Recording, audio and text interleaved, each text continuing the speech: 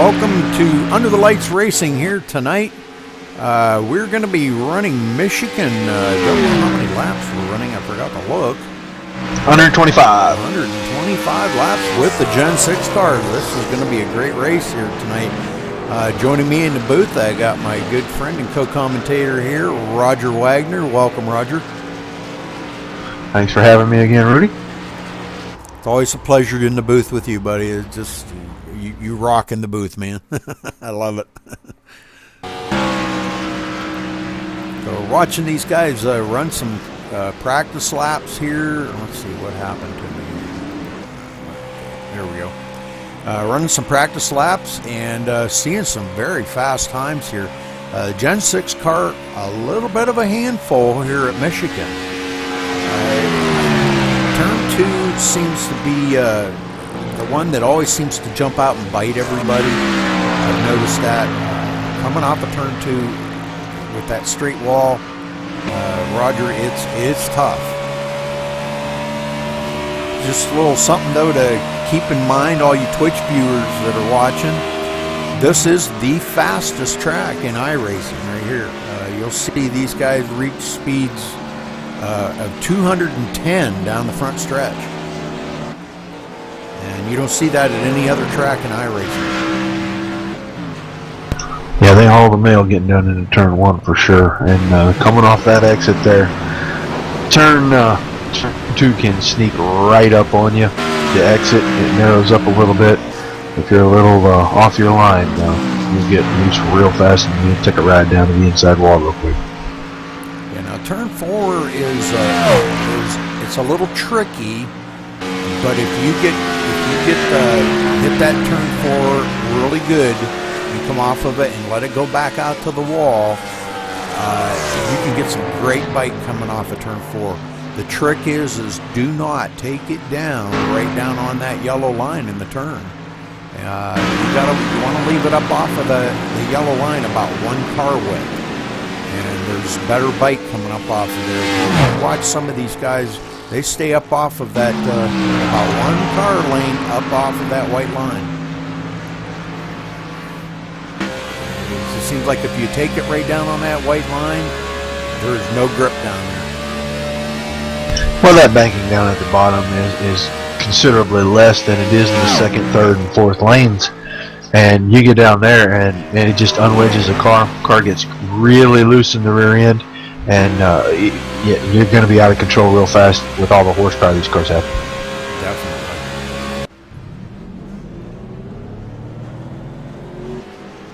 So I'm kind of looking for a pretty good race here tonight. These guys have got a lot of experience in these cars.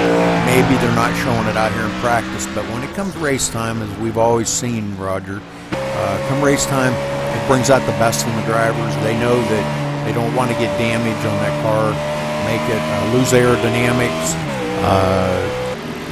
They want to be able to stay up there with the leaders. Oh yeah, you hop lap quite a bit in practice and warm up. You got to find out where you can qualify at, what the limits are, where the edge is, and then they'll go qualify, and then in the race everybody just kind of settle down a little bit, ride it out, wait to race the last 15, 20 laps here. I'm hoping we get to see green flag pit stops for a change in some races. And this place has the everything is just about right for us to see green flag pit stops in a good race here. Well, let's kind of run over the points real quick here and let all the viewers know who's in the points lead. Yeah, I got the points right here. I got David Rattler leading the points here by 19 over Patrick Crabtree in second. Scott Hunzinger is in third place. Alan Bowes is fourth. Joe Roberts is fifth. Thomas Brandner is sixth. Zachary Miller, 7th, Michael Hungerford in 8th, Galen Gidman holds down the 9th spot, and Bill Jett holds down the 10th. You're talking about 83 points from top to bottom, and there's anywhere from 5 to 9 points between drivers here, a couple of 1-point separations, and if somebody maybe didn't show up or has a little bit better race than the other guy, you'll see some shake-up in these points tonight right here. Absolutely. These the ones to watch for now. Last week we had a very good race to Rattler kind of, I think, gosh, I can't remember if Rattler won last week. I think he did, but anyhow, doesn't matter. Rattler is one, to maintain that points lead. You're going to see him come from the back of the field. He's a very strong contender, one that you want to keep an eye on for sure. He will come from the back to the front easily. And here at Michigan, passing and drafting is going to be highly important, and he's going to use every bit of that knowledge that he knows about, the drafting and everything. So another one to kind of watch out for is Crabtree. Crabtree he's a tough customer, and he knows he's got a lot of work to do to gather up that. What did you say? He's got a 19-point deficit to the leader. That's correct. 389 points for David Rattler, 370 for Patrick Crabtree, but he's got a pretty big cushion back to third. Hunziker is 20 points behind him. Yeah, so Crabtree knows he's got a lot of work to do now. He really showed a lot of muscle last week at Martinsville, and he knows he's going to have to pull one off here tonight to gain any points on Rattler. So this is going to be very good. All right, well, these guys getting ready here to getting ready to qualify. So we're going to kind of tune in, and we're going to watch and see how they do qualifying. Right there towards the end of that practice session, I saw some times pick up. We were mid-8s. I see some high 6s and some low 7s.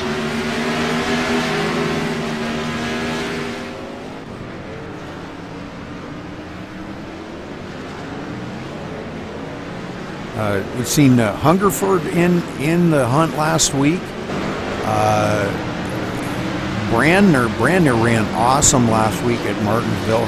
He's definitely a big short track fan, and so he's definitely a voice to be reckoned with at short tracks. Cahalis was very good. Bose was actually the best driver, and I think he's the one that wound up winning that race last week. Now that I think about it, it was a very, very good race. I was very impressed with how the guys drove out there on a short track. Did he go back to back then, Rudy? Because he won the race, the NFL scheme race they held a couple weeks ago too. I don't remember. I probably shouldn't even have said that Bose won that because I don't remember. It was either him or Rattler, and I know it was a very tight battle right there at the very end. So I don't remember. Gosh, I wish I had them stats to see if he won last week. All right, Matt Kingsbury on the pole at the moment. Nathan Sudlick in second. Crabtree running out 3 right there, turning in a good fast lap with a 39.2.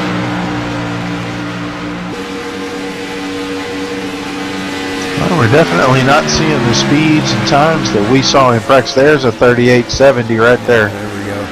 Yep. John Batista. Yeah, Batista was very fast last week too.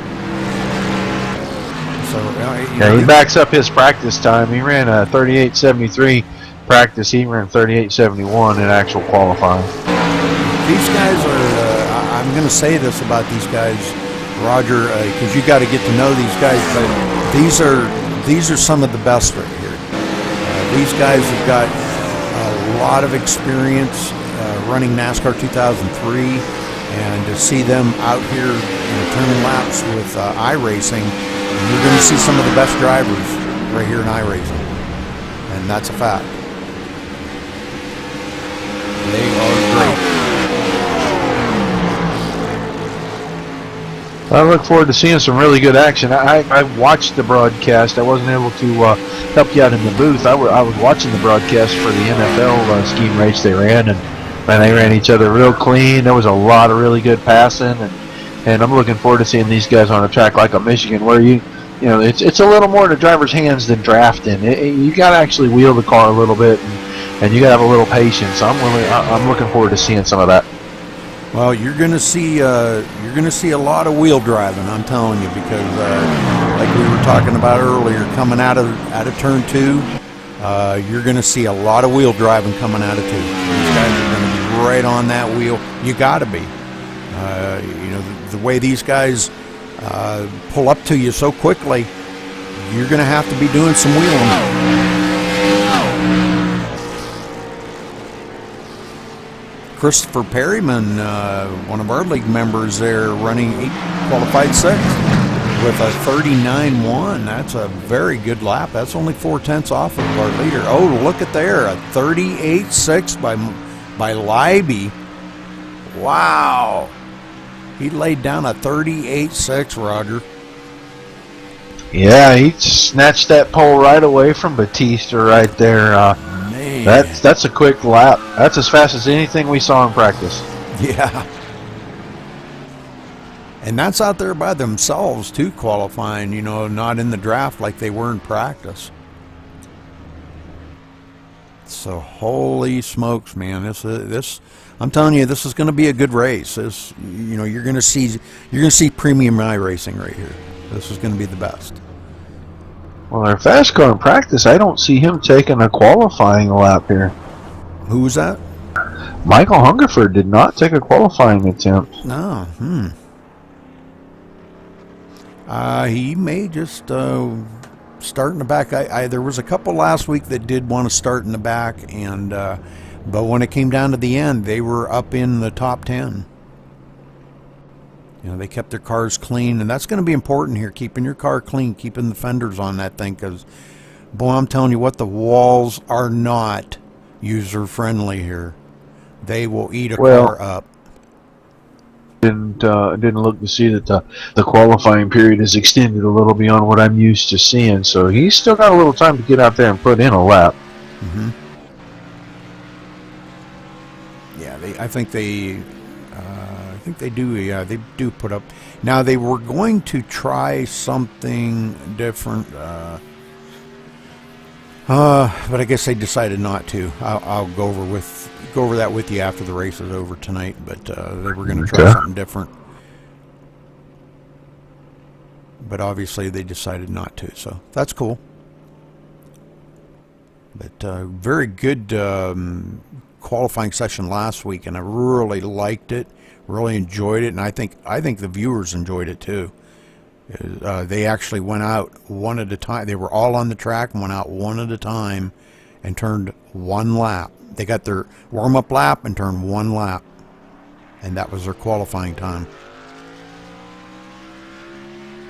And that was really cool. That I actually got to broadcast every one of them cars doing their qualifying lap, and that was really cool. Very nice. Mm-hmm. And they talked about doing now race. Mr. Hungerford has hit the track. Uh-oh.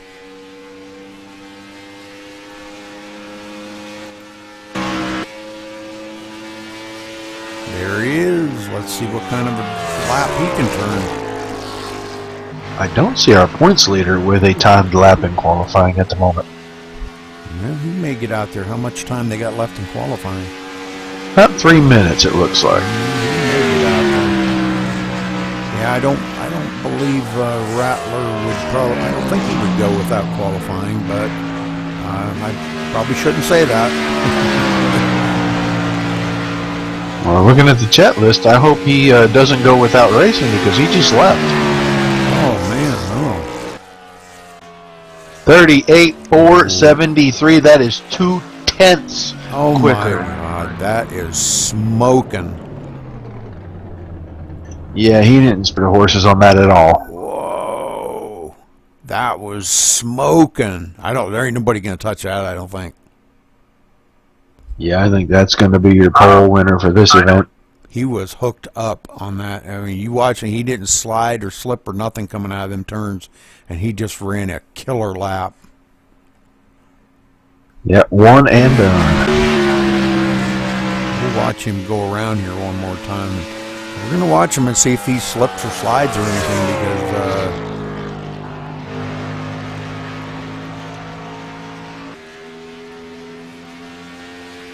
I mean, he just was hooked right up coming out of 2.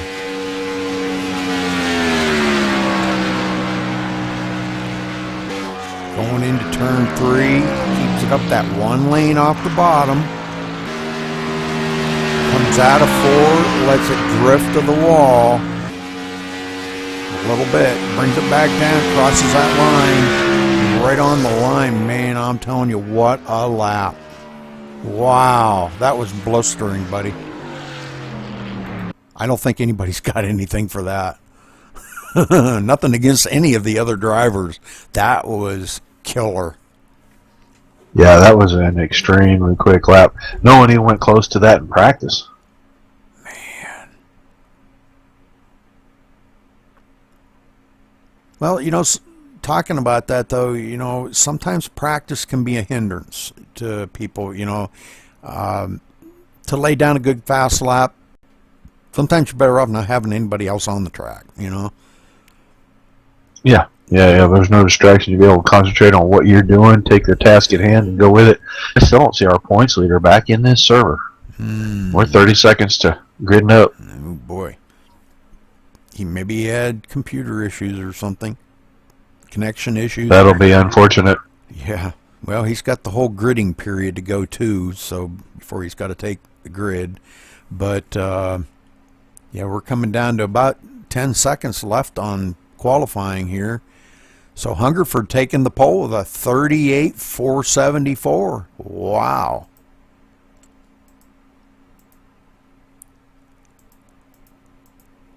Looks like we got about 22 in the server. 21 have qualified. Yeah, just the points leader is the only unqualified car. Wow. All right, let's get here.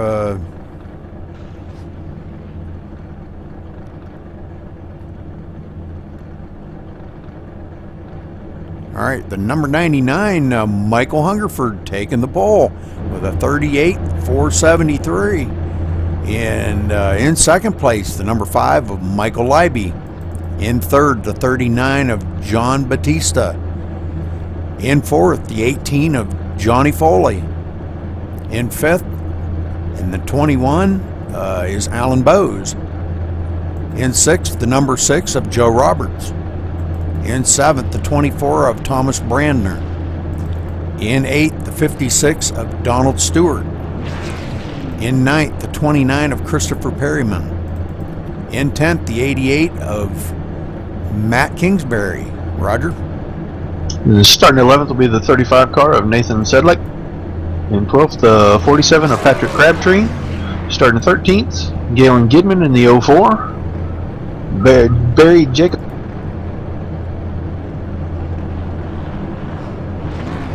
You cut out on me. Something happened to your mic? Oh, Barry Jacobs in the 91 taking the 14th spot. In 15th, the 44 of Zachary Cahalis. In 16th, the 81 of David Butterworth. In 17th, the 00 of Tony Pizarro. In 18th, the 28 of Zachary Miller. In 19th, the number 12 of Ross Cato. In 20th, the number 9 of Randall Drake. In 21st, the 33 of Paul Cremary. And rounding out the field, our pole sitter, or our point setter, David Rattler, which has not gridded yet, so I'm not really sure where he's at. So let's get back up here on the pole.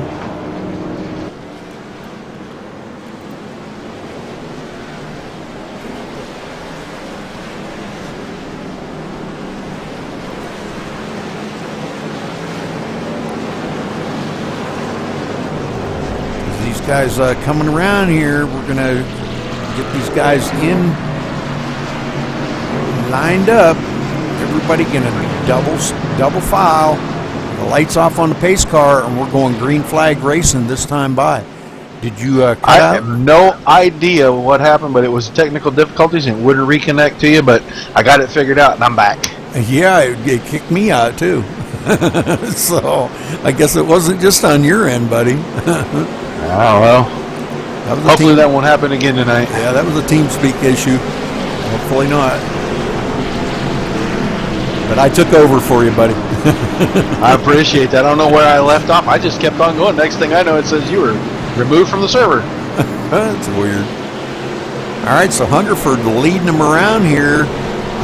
We're going to get the green flag right here in just a second. You want to call it down for me there, Roger? You bet, buddy. Did we get our points leader back real quick before I No, haven't seen let him. this go? Wow, that's interesting right there. That's a shaker right there. That's going to change everything. Well, the lights are off on the pace car. He's about to duck off here on pit road. And Michael Hungerford will take us to the green. And there we go. Green flag's in the air, boys. Let's go racing. Gen 6 in Michigan, 125 laps.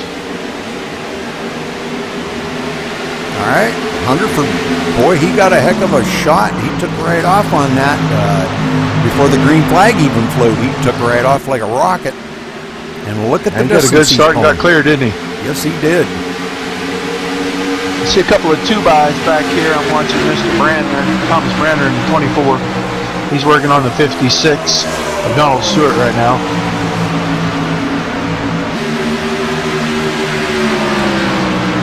Yeah, good run through 4, and he's going to complete that pass.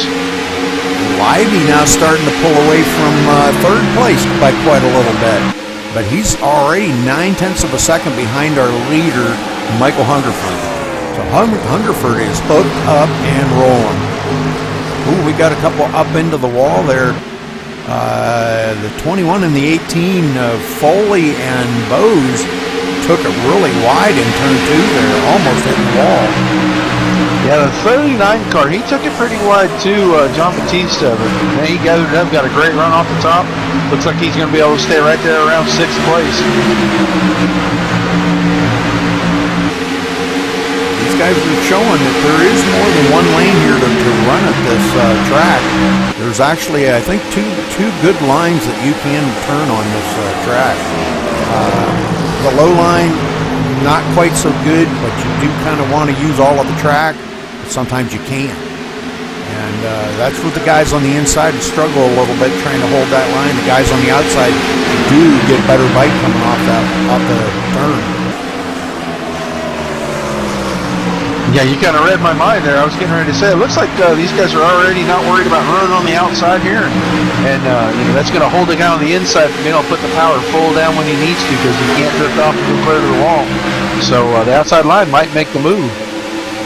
Bo's closing up on Libby already for that, trying to battle for that second place. Oh, and Libby goes way up the hill, hits the wall in turn 1.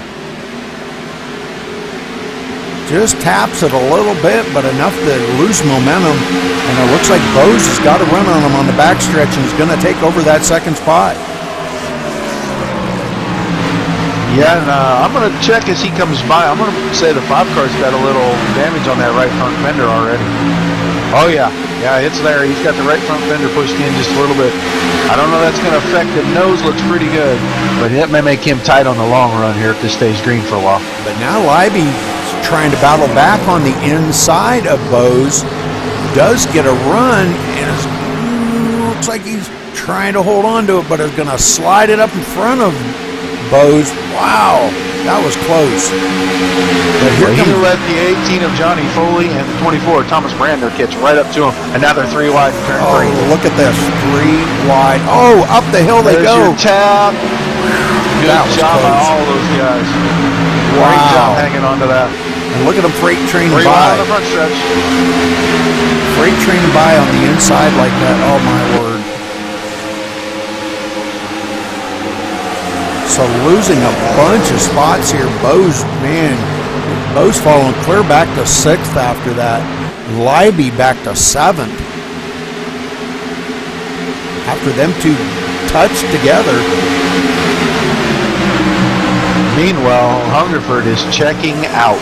Almost 3 seconds already, and we are 6 laps in. Yeah, that's amazing. Thomas Brandner in 2nd place. Look at this. Good old Steady Thomas. He showed everybody the way at Martinsville the other night, and look at him. He's right up front. Yeah. He's definitely one, like I said, he has come a long ways in his driving, and he's one of the top-notch drivers in this league, I can guarantee you. Oh, there's a wreck on the backstretch right there. The 56 car of Donald Stewart got loose on the outside coming off turn 2. Oh, my, yeah. Okay, got down into the 35 car of Nathan Sedlick. And then collected Christopher Perryman in that melee. We'll go back here and watch this, and we'll try to slow it down. Wait a minute here. I'm on the wrong guy.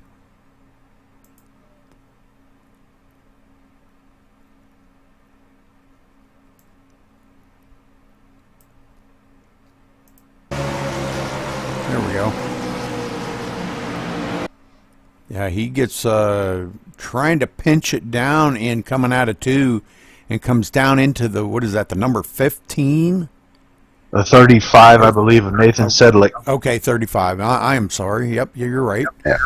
Oh, man, that's too bad. Well, it looks like Sedlick might have pulled out of that, but Stewart hit him the second time. And Christopher Perryman getting collected into that. Oh, and Christopher's going to have... He's got tons of damage. The whole front end of that car is destroyed. Man. That's too bad for these guys. Yeah, Perryman just missing them the second time. Donald... Sedlick looks like he's got him some damage behind the right front tire there. They'll probably pull that out. It probably ain't going to affect it too much. And Donald Stewart barely making it to his pit stall. Yeah, he's got massive rear end and left side damage. I don't know if he can get that car fixed up and get it back out there, because I'm not really sure if they have any resets. It doesn't look like it. They were changing the tires on that car, and it still kept all that damage. And usually the first thing it does is fixes damage when you're taking tires if there's resets. So I'm showing Patrick Crabtree out in the lead. No, I'm sorry. Yeah. Tony Pizarro. Tony Pizarro is our new leader.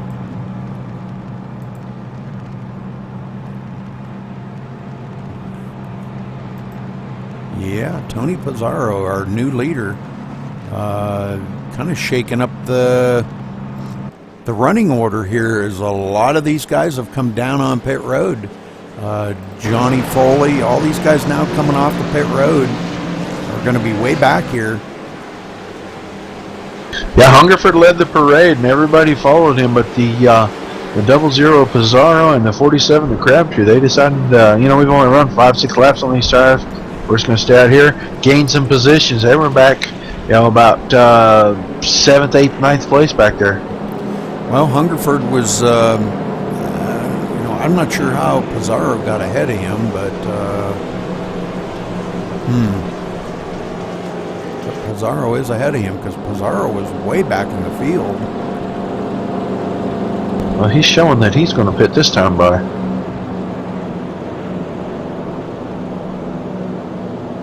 Well, probably not a bad choice, because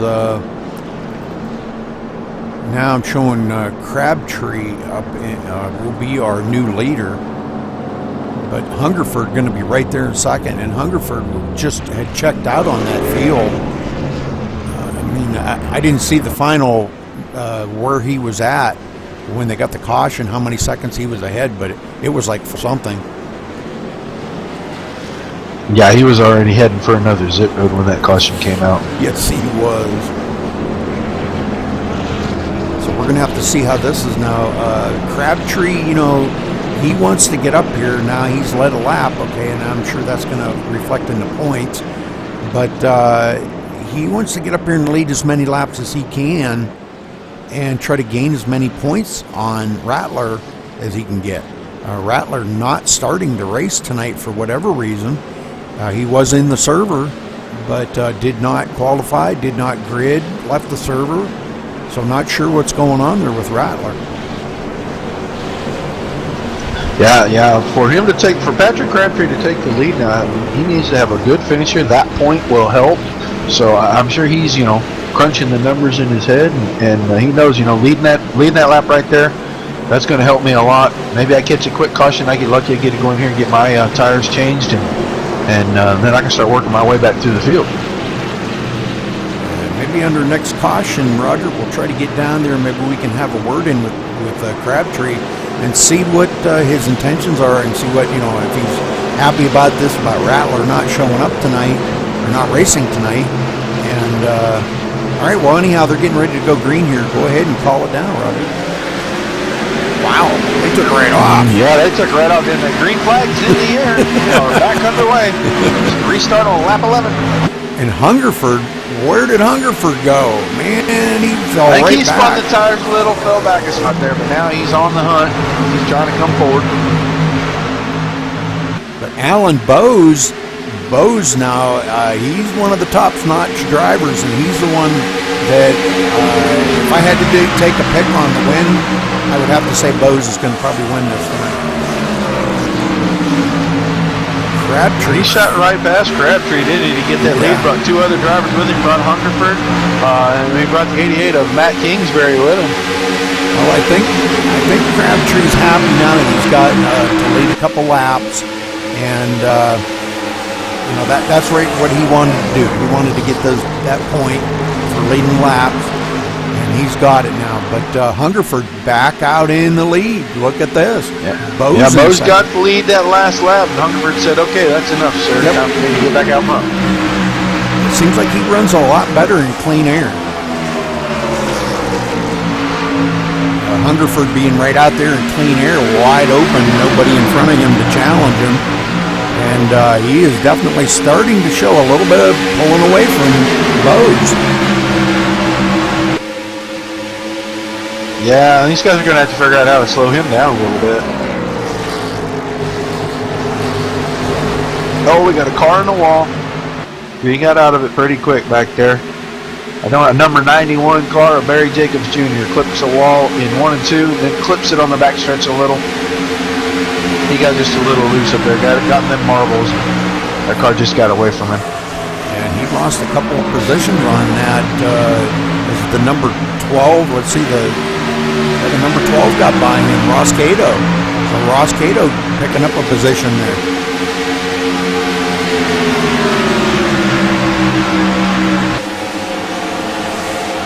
Joe Roberts and Michael Ivey are having a good battle up here at the front. Racing for 6th place, 6th and 7th right here, side by side, been side by side since about right this point last lap. 6 car off that outside. Well, he got a great run down the backstretch. This one has scooted right out there in front of Michael. Challenge for the lead.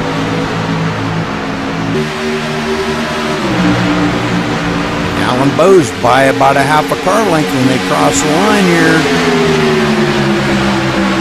Well, looks like Alan Bose may be taking over the lead as he's going to go into turn 1. Those two still side by side somewhat.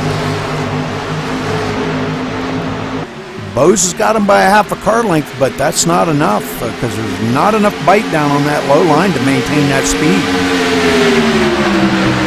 Yeah, that car on the outside kind of has the advantage right there. He's able to keep it wound up, keep that momentum, get that power back down just a little quicker than the guy on the inside. A lot of times he'll prevail, but I think Bose has him now.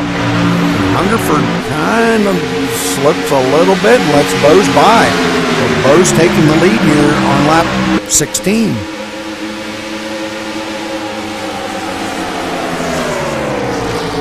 Oh, this is some great race going on here. This is great.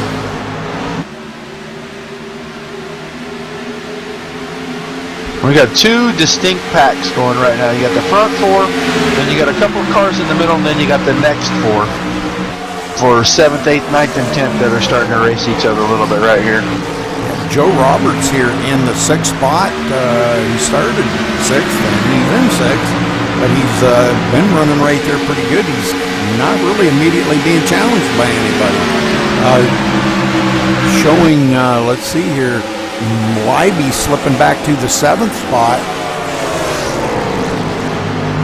Galen Gidman and Johnny Foley have been making kind of a run. Oh, and there goes Libby loose. Oh, and he got turned by Gidman. It was no choice there. Gidman didn't have a chance to get off the throttle at all and just bumped him, spun him around. Let's go back and watch that in instant replay here. As they come across the line here, going into turn 1. And that would be Galen Gidman. Oh yeah, okay. Libby already loose going into turn 1. If you watch that, already trying to keep the thing under control, and Gidman coming up behind him. You can see Libby getting loose again. Got back in the throttle just a little too quick, and Gidman giving him a little slam in the back there and sending him on around the rest of the way. So that's unfortunate for Libby. Libby was running so good too. So all right, well, looks like he's got his pit, and so everybody has pitted one time at least. But you know, Bo's coming out here with a 13.3 second pit stop. Now, Crabtree only changed right side tires, I believe. Could you go back and check that for me, Roger? On the last round of pit stops, yeah, I'll go back and look at that. If he pitted, then he had to get out in front of everybody. Right now, he's a real happy guy on the track because he was in 4th place right there when that caution came out. Now he's going to be able to put tires on it. He's going to be able to stay up front. Everybody coming down on pit road here behind Bose. I believe Hungerford's going to be our...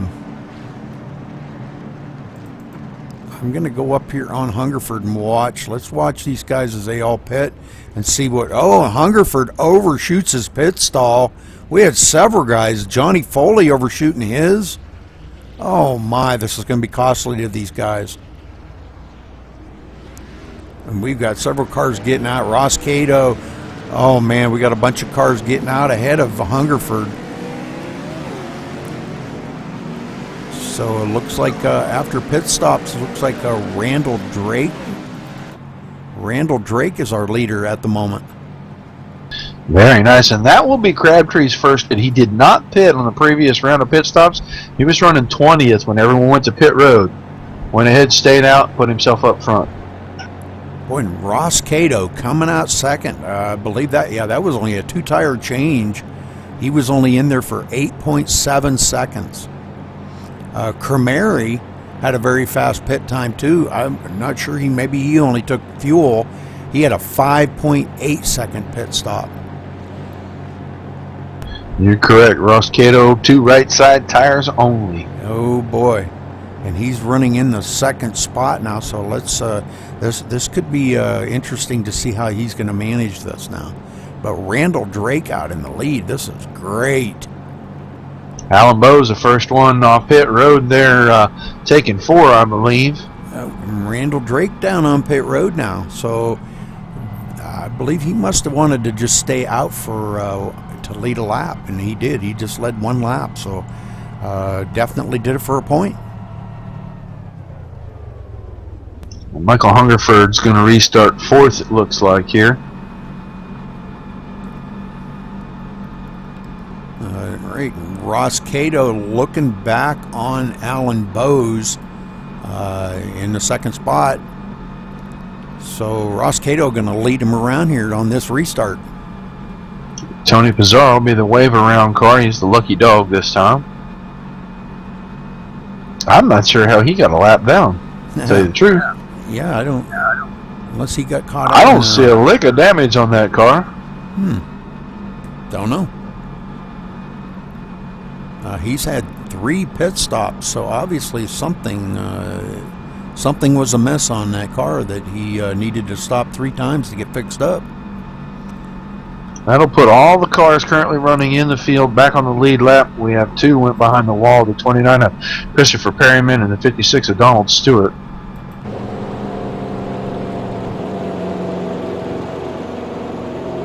Nathan Sedlick, is he still on pit road?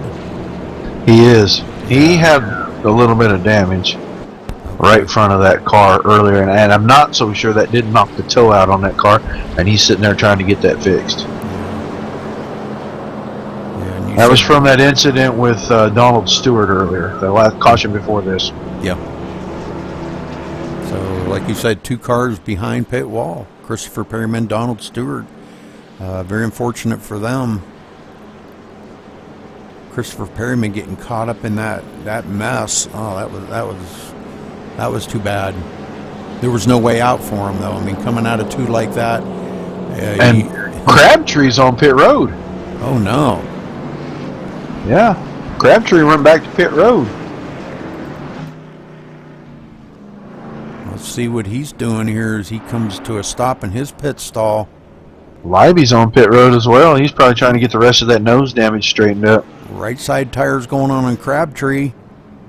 Left side tire's going, so he's doing a 4-tire change and topping off his tank of fuel, which probably isn't a bad call. Now he's going to be off the pit sequence from everybody else, but that's going to put him clear back to the 18th position. Now there's a lot of time left here. We've still got over 100 laps in this race. Maybe a little strategy play right there. Could be. Yes. Maybe stay out of the mess.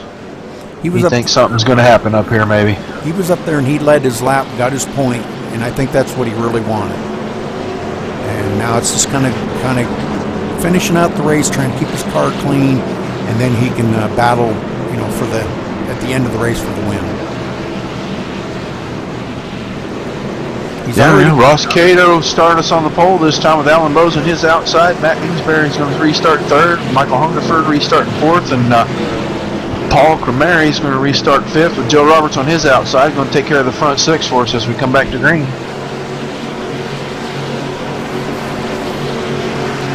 All right. Call it down for me there, buddy.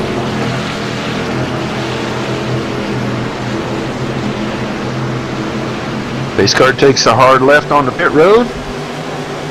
Ross Cato looking at the flag man, waiting on that green flag. Green flag's in the air, and we are back racing. Bowes almost spinning his tires on that outside, but look at here. Matt Kingsbury diving, getting a good run on the inside, and Matt Kingsbury going to go into the lead. Going into turn 1. Hold up, he may not, because he got down on that bottom, got a little loose right there. Oh, boy, did he ever. Oh, he's stacking them up, and he puts it in the outside wall. And he gets both. Great save by Alan Bowes right there. Wow, that was amazing right there because, the way all them drivers tried to avoid him. Let's go back and take a look at that, though. Now, that low line just doesn't have enough banking, really, to plant this car down. And that back end likes to step out. That's a great place to put your left side tires when you're about 3/4 of the way through a run. When the fuel's burned off and tighten up the car, the tires are getting old and tightening up the car. It actually helps it turn a little because it unwedges that car a little bit, lets it turn. But right on fresh fuel and fresh tires, that is just not where you want to be at full speed. And Hungerford slipping by on the outside. Alan Bowes getting some damage on that. Oh, man. Kingsbury. Yeah, that's in a bad spot for him. Yeah. Thomas Brandner just barely missing all that, and it looks like everybody else missed it okay.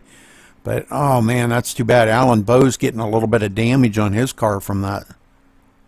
Holy smokes. Yeah, where you need all of that air pressure and make all that downforce going through these corners, that's where he's got the most damage. His spoiler's been up. His right rear corner's pushed in. The whole back panel, the TV panel back there, is wrinkled up. Yeah, he's going to have to go in and get that fixed if he wants to be competitive the rest of this race. He's going to be real loose if he doesn't.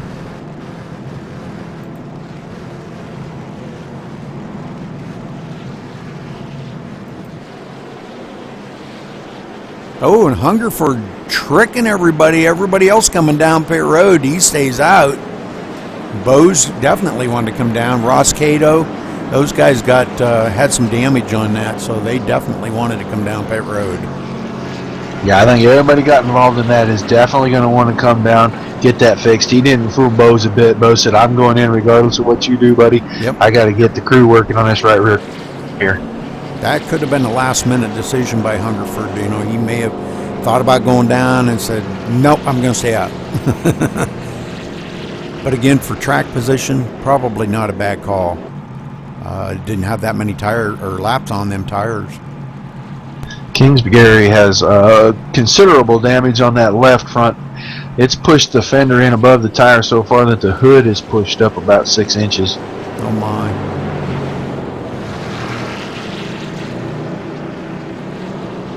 Zachary Kahalis looks like he's, I guess he's back out on the track now in the 16th position, but he was kind of off the pace there for a minute. Not sure if he got caught up into that and had to be towed or what. I actually believe that somehow he didn't let somebody by on that restart, and he got handed a passing under yellow right there. So he was kind of waiting on something to happen and see if race control was going to take care of that for him. It looks like they have. Okay, good deal.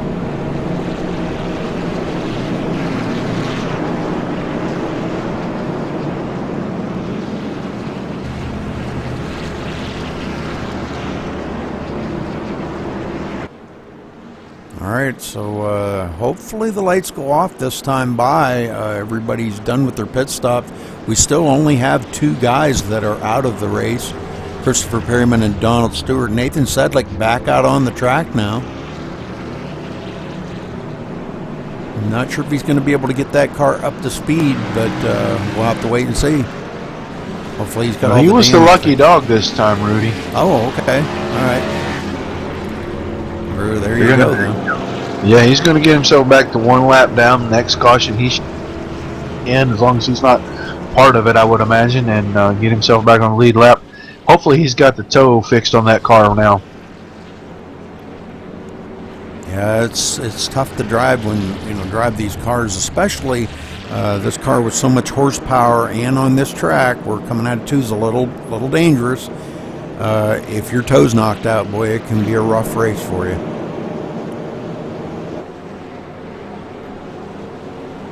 I'm going to look in his in-car and see when he runs up down the back stretch where it's really the straightest and the flattest, if he's able to hold that wheel straight on, or if it's turned a little one way or the other, tell if he's got that straightened out.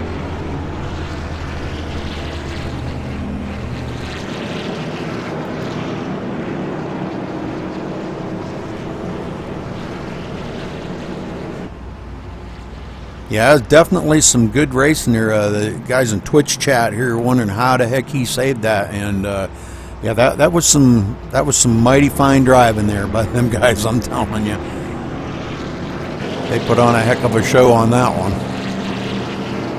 But I'd like to thank all you viewers in Twitch chat. We've got quite a few viewers here watching us race here tonight. Join us here every night. We broadcast every single night of the week. Tomorrow night, I take that back. Tomorrow night, I race. I get the race. So I won't be broadcasting tomorrow night. I take that back. But Sunday night, we have a big event coming on, a Sunday Money event that I'll be broadcasting for Sunday Money, Cora. And so tune in Sunday night. I believe that starts about 7 o'clock Eastern Time. So tune in. You can watch us broadcast that race. That should be a very good race. All right, let's see if Hungerford can stay out here ahead of Joe Roberts. Now, Joe Roberts was mired back in the field earlier on, and here he is restarting this race in the 2nd spot. So let's see if he can stay out here and maybe tangle fenders with Hungerford and maybe even get up there and lead a lap.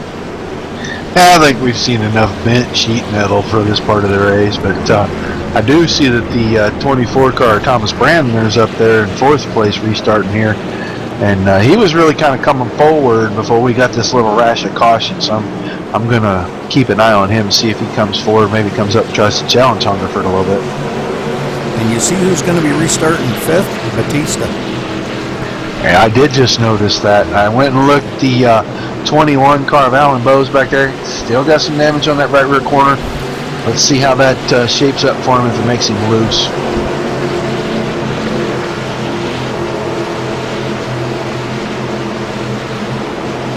The pace car is off. We're about ready to restart this here. Lap 27, Hungerford jumps on the throttle, and away we go. Green flag.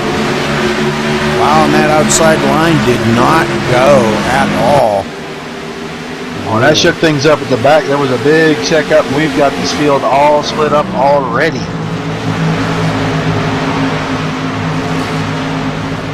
So Barry Jacobs grabbing the second spot, coming from the back in the field, starting 14th, and here he is running second. Great job by Barry out there today. Thomas Brandner looking for that third spot on Joe Roberts here.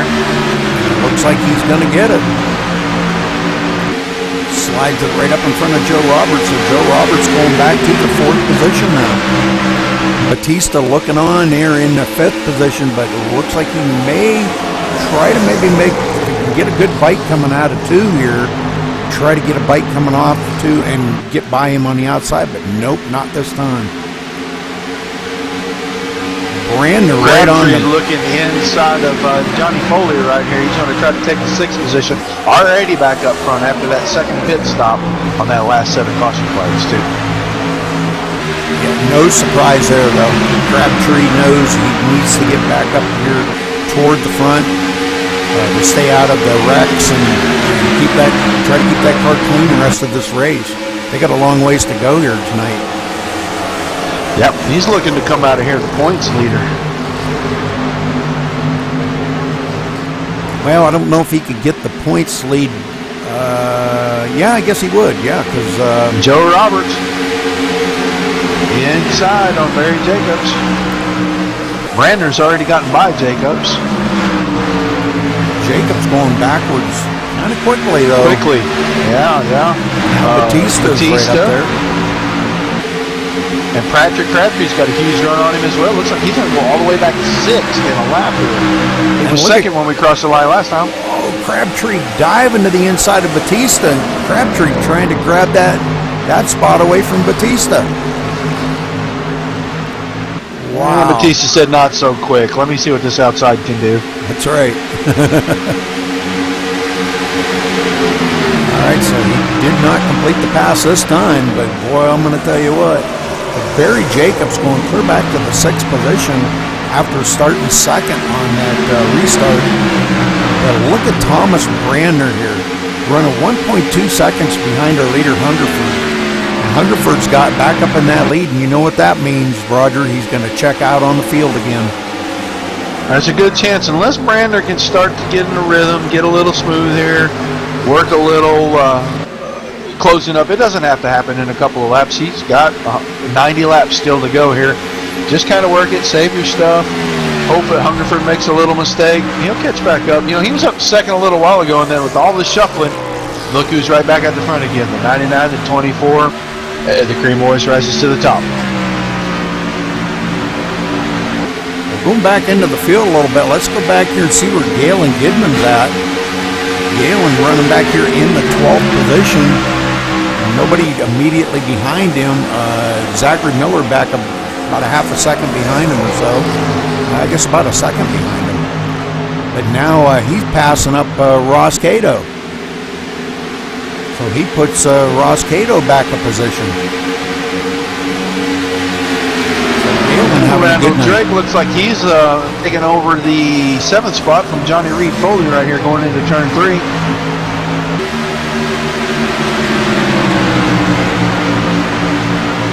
So Randall Drake coming back after he made that kind of odd pit stop. But boy, look at Johnny Foley giving him a little push down the front stretch.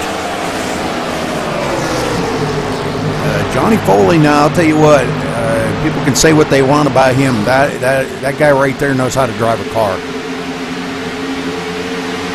And it looks like he's trying to worry old Randall Drake a little bit too. In his mirror, out of his mirror, back in his mirror. Barry Jacobs got really loose that time coming out of 2, and he lost another position there to Batista. Batista moves up to the 5th position now. You know, I thought that damage on the right rear corner might slow Alan Bowes down, but he's all over Johnny Foley right now, trying to take away 8th position. So he's worked his way right back up here. Definitely. Yeah, I don't think that little bit of damage on the back's going to affect him in any way. maybe a little bit aerodynamically, but you know, when you get these things in the draft, it don't matter. And, you know, the draft is pretty important here. And, you know, looks like our leaders have kind of leveled out now. It's been 1.2 seconds, give or take, for the last 3 or 4 laps. Brandner's holding station with Hungerford. Hungerford just got that big jump, got away from him before he could do anything about it. And Crabtree right here in the 3rd spot now. You know, he's going to, right now, I'm just going to assume he is going to be our new points leader after this race. Yeah, I would think so. And, you know, he restarted about 7th on that last restart there, all the way up to 3rd. Looks like he's trying to reel in Brandner a little bit. Batista taking over the 4th spot from Joe Roberts.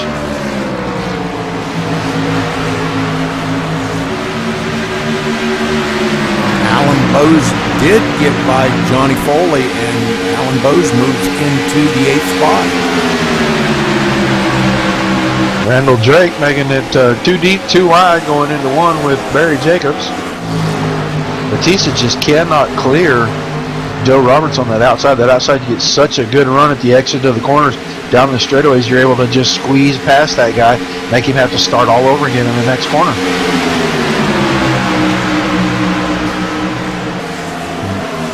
It looks like Batista did clear Joe Roberts now, so that moves Joe Batista into that 4th position.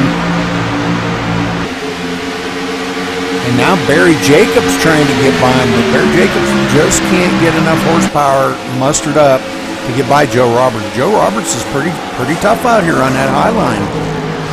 Yeah, it looks like he's got a handle on the car. I'm watching go backwards in a hurry is Johnny Foley. He just lost 9th spot to Galen Gidman on that last exchange, and then Gidman got real deep into 1 and slid up the hill. He's going to hold the spot. Oh, but Johnny Foley going backwards quick. Boy, he was really loose there, just for like no reason coming on down the backstretch. Johnny Foley got like really wiggly, out of shape. Yeah, him moving back to 10th position after he was up there battling really good with these guys.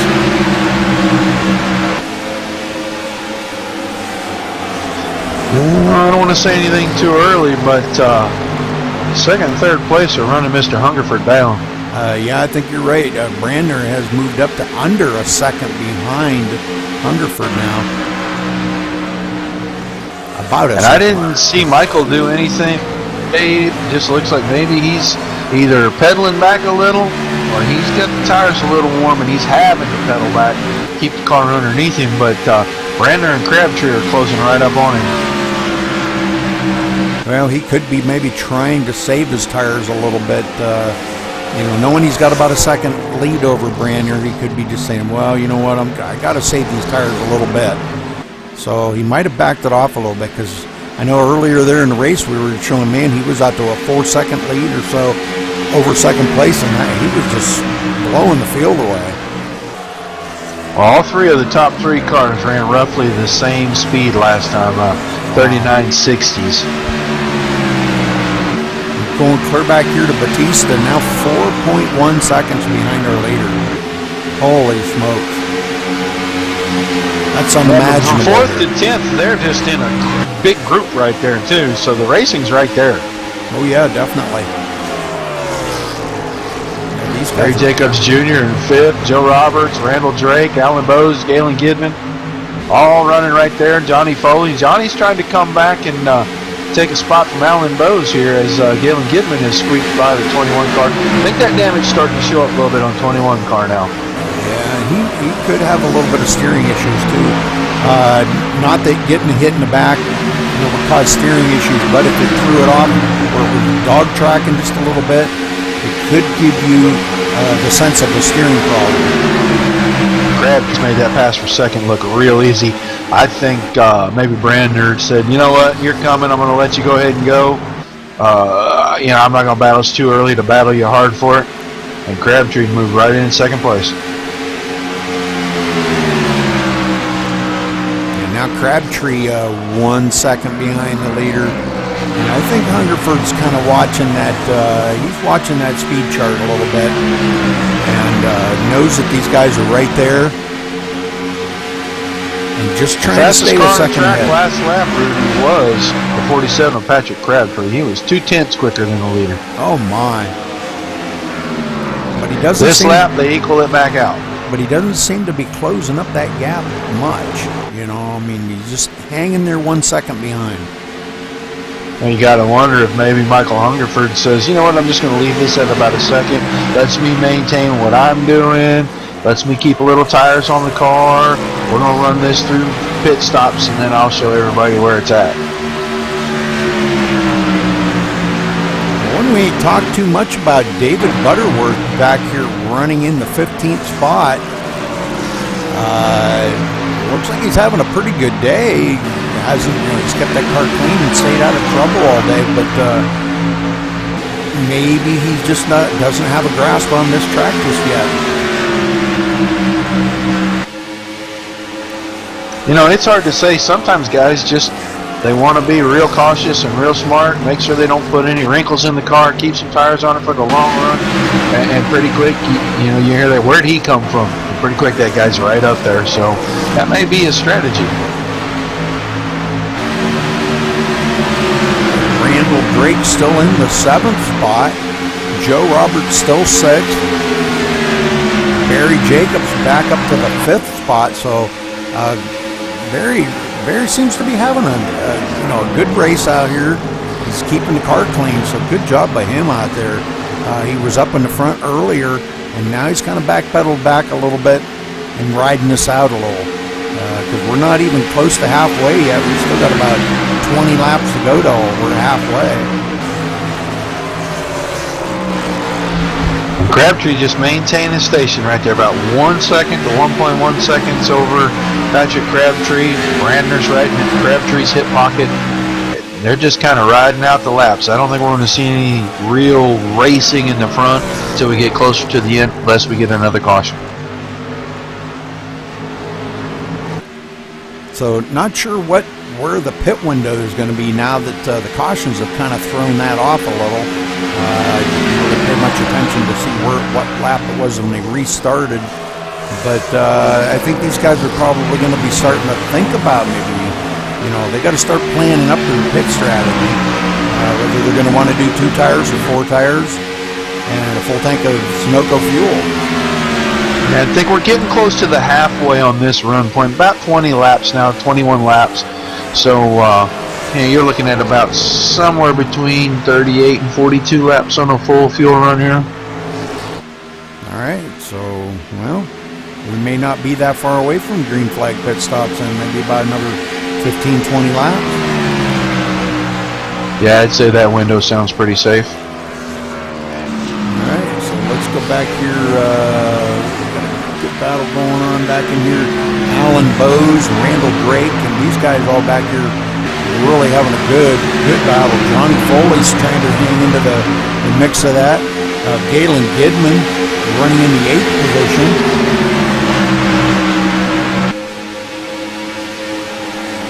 And he gets a really good run on Randall Drake, and it looks like he's going to take that position away from Randall Drake. So good job by Galen Gidman moving into the 8th spot, or 7th spot, excuse me.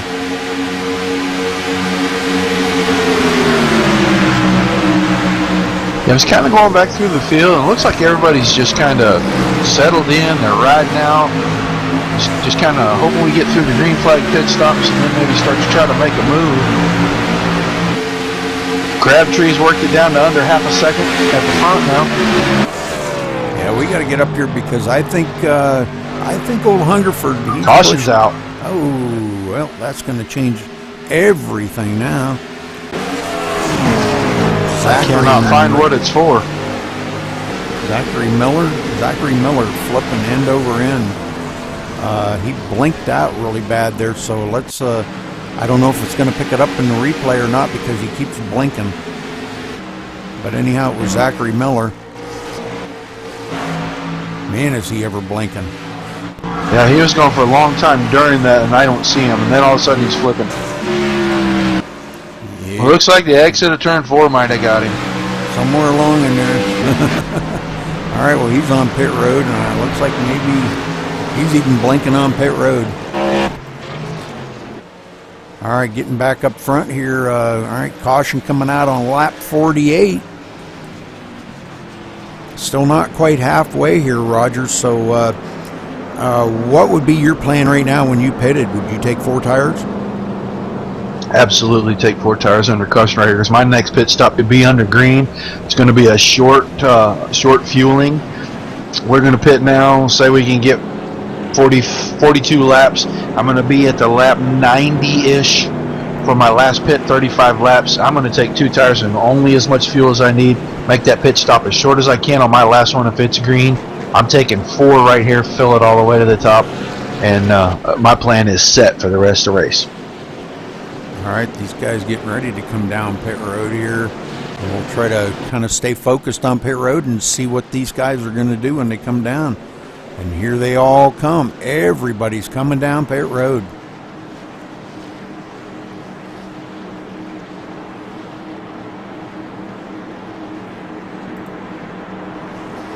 It just feels like you're walking down pit road. After you've been out there going 210 miles an hour to have 55 down pit road, just feels like you're walking. All right, Hungerford slides to a stop in his pit stall. Right side's going on. Johnny Foley overshoots his pit stall again. Left side's going on Hungerford, and he's away. Looks like he's going to be first one off pit road. Brandner's going to come out behind him. Crabtree behind that. Batista and Barry Jacobs going to be the first 5 on pit road.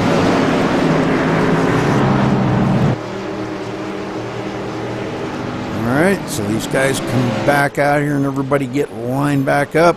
Get caught up to the pace car. And yeah, you're right, Brandner coming out second, beating Crabtree off the pit road. Holy smokes. So Crabtree going to have to work over him again to get by him. But now that they're all out here on fresh tires, this is going to kind of make it an even playing field. And let's see what they can do with Hungerford, because we know Hungerford's very strong out there. Especially early in the run, he's really strong. And I don't know, maybe he was just trying to save a little something for that long run. Let those guys kind of get back up there. But Crabtree was pulling him back in. Yeah, definitely. Yeah, he got him down to just a hair under half a second. So maybe Hungerford needed them fresh tires. And that could be. The light's still on the pace car? Yes. So maybe we could get down there and maybe get a word in with Mr. Bowes and see how his car's driving after all that damage, because, you know, he made his way up there to 7th or 8th, and then he just kind of stalled out right there. Yes, sir. Let's see what we can do here. Alan Bowes, this is Rudy Cummings in the booth. You got a copy?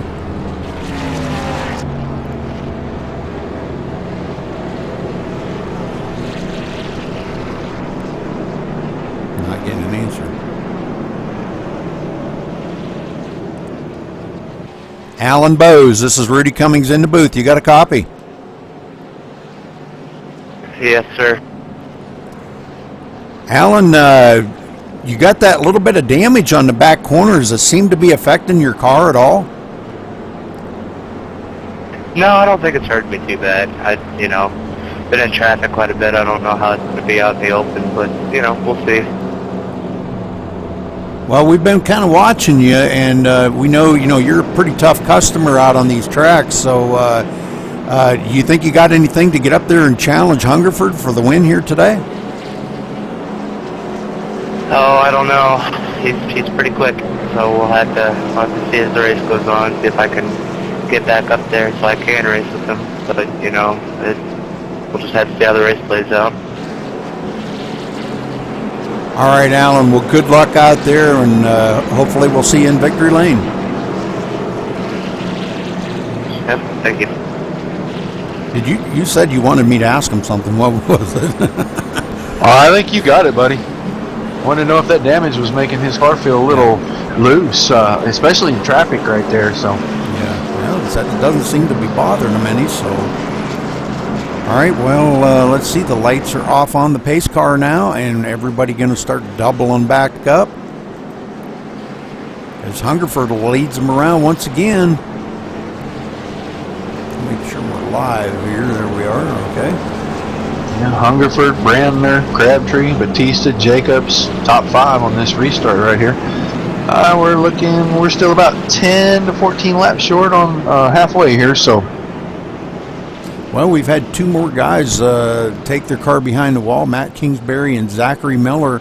I think Zachary just had way too much damage on that car to get fixed up, Roger, and that's unfortunate. We didn't really get to see what happened there because he kept blinking out so much. So, hope everything's all right.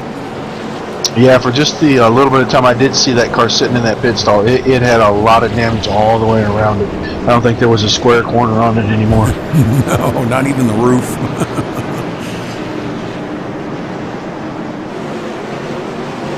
Well, a little shake up in the standings, a restart here. I mean, Hungerford's still up front, but, you know, 6th, 7th, 8th place, those guys are really duking it out. We'll see if they get back at it right here once we go green. Yeah, Hungerford's led 40 laps of the 52 that we run here today already.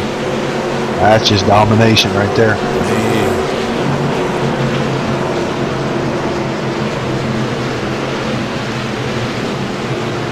That pace car ducks off on the pit road right here.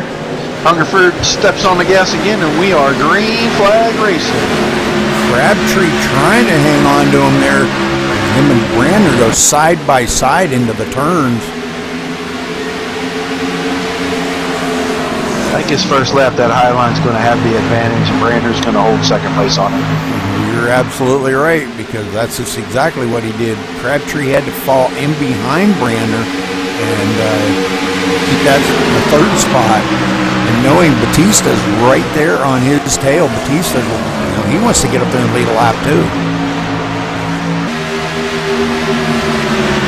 But boy, it just doesn't look like anybody's got anything for Hungerford out there today, Roger.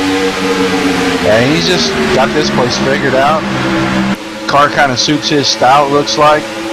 I'd be interested to see if we could get all the way through a green flag run here to pit stops, how it's going to affect him at the end of a run. Brandner way wide in 1 and 2, and Crabtree's going to go right on by. Yeah, he did. He missed his mark on that turn, that's for sure.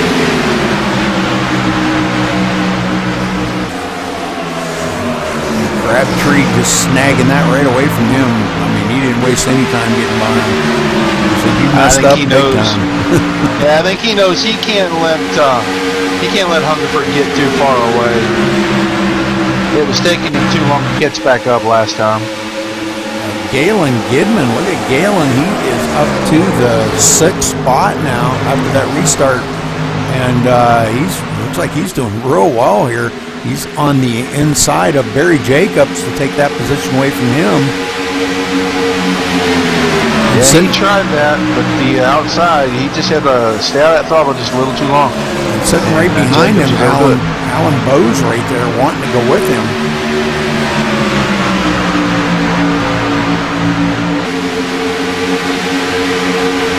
But it's good to see these guys aren't just out here pacing around. Some guys are actually willing to race a little bit, trying to keep this exciting. Oh yeah, definitely. Randall Drake in the 8th spot. Randall's having a good day out there today. I'm proud of him, man. He deserves it to have a good day. Oh, Batista way off of the pace. What happened there? He slipped coming out of 2. He got loose at the exit of 2 and had to gather that car back up. He did a really good job keeping that going straight down the backstretch. That was some good driving.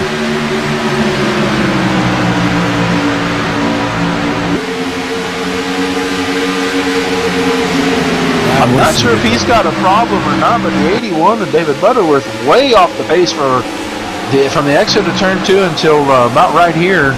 3-4 cars just rolled right on by him.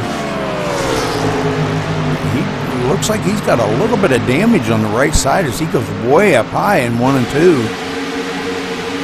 I'm thinking he might have scrubbed the wall somewhere because he's got looks like all the paint's gone off the right side, or quite a bit of it anyhow. Oh yeah, he scrubbed the wall real hard at the exit of 2. Car got a little loose. He tried to grab it and it went ahead and hit the wall anyway. So that's what slowed him down. I just caught that out of the corner of my eye. Saw him, all of a sudden 3-4 cars rolled right by him. I went back to take a look at that. Yeah, that's exactly what happened.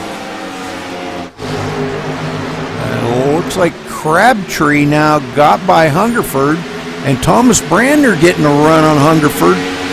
And it looks like Thomas is going to go for the lead here as he got a run on Crabtree. What an exchange shot of the exit of turn 2. Look at this battle up here for the lead.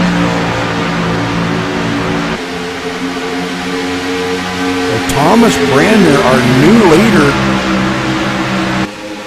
And Hungerford. I'm sure Patrick was exited too there and said, I got the lead from him finally, and then all of a sudden Brandner went right on by. Yeah. Where'd that guy come from? Oh, wrecking one. Car is spinning. Barry Jacobs, Batista in this. Not Alan Bowes, I'm sorry, Joe Roberts in this. Oh my. Okay, so let's go to Batista here. Galen Gidman down on the inside going into 1 on Alan Bowes. Yeah, Barry Jacobs got loose on the entry, slowed it up. Batista got in the side of him and just kind of started the chain reaction right there is what I see.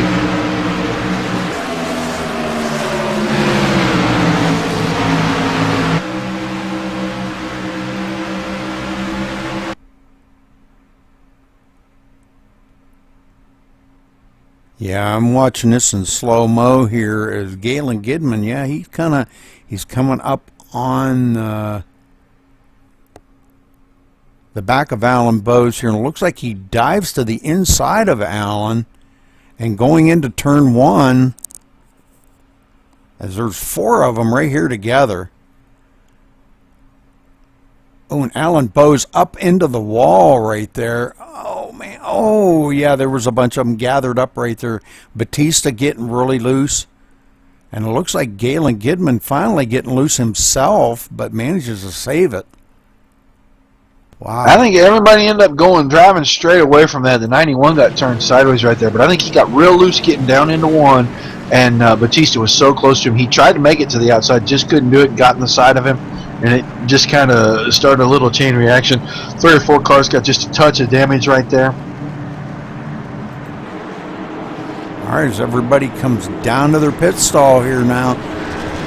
Thomas Brandner sliding to a stop in his pit stall. Hungerford sliding to a stop. Right side's going on Hungerford.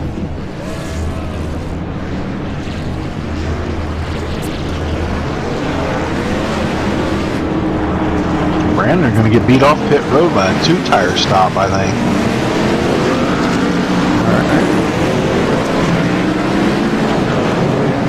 Ross Cato taking 2 tires right there in the 12 car to he was about 10th or 12th when we went in, and he's going to come out in the lead.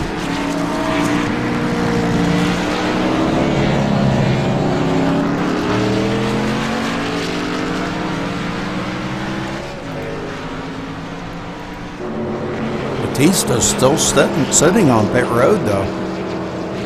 He had a little damage on the right side of that car when he went in. Paul probably wants to get that all straightened out so that he can, so he doesn't have any effects of that.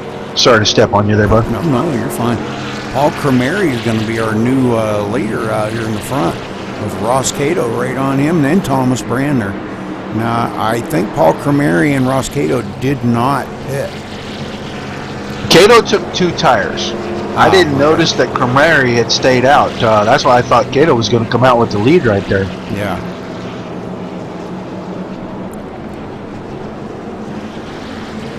So Cremeri I think he's wanting to stay out here and lead a lap too to get that point. So he's going to get 1 lap here this time right there. He leads a lap.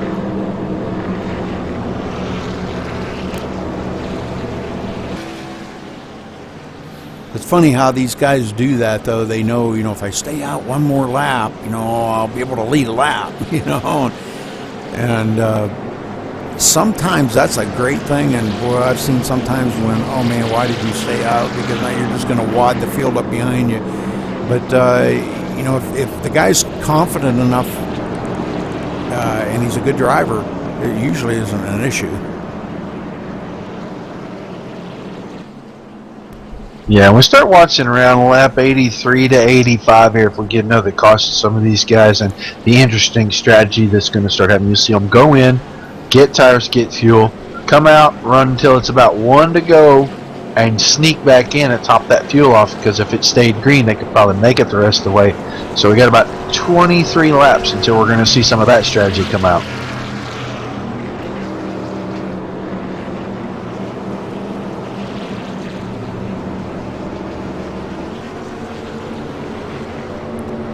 Well, Twitch viewers, what do you think of the race so far?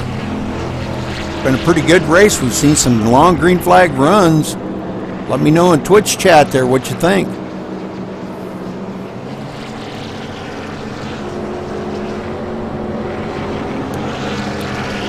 I don't see anybody chatting. Ah, go Batista, yeah! Yeah, go Batista. Well, the 39 car, the fan favorite tonight, huh? Must be. All right, we got some Batista fans out here. Well, it looks like they got most of that straightened out on the front of his car. He's still got just a little push in on the right front corner there. Don't know how much that's going to affect him. It doesn't seem like a little damage affects these cars much here. Maybe if he had to get out by himself in clean air, it might slow him up just a little on the straightaways. But you know, we spoke to Alan Bose, and he said that damage he had on the right rear wasn't affecting him. Maybe the 39 car, we're going to get him right back to the front again. All right, well, Thomas Brand are going to be starting third, and Hungerford fourth, and Crabtree fifth. Oh my! And these guys very strong. So we're going to have to see. They're going to have these Ross Cato and our leader Paul McCramary out front on older tires. Let's see how this is going to play out for Thomas Brander and Hungerford out here. That they want to try to get by these guys. Yeah, they're going to have to show just a little patience on the initial restart. By the end of this first lap, the 33, he might be in just a little bit of a spot there with these guys on fresh tires. The 12, he's got right sides. He'll probably be okay for a lap or two. It won't show up for just a few laps, but eventually you're going to see those three cars we've seen out front all night right back at their front again.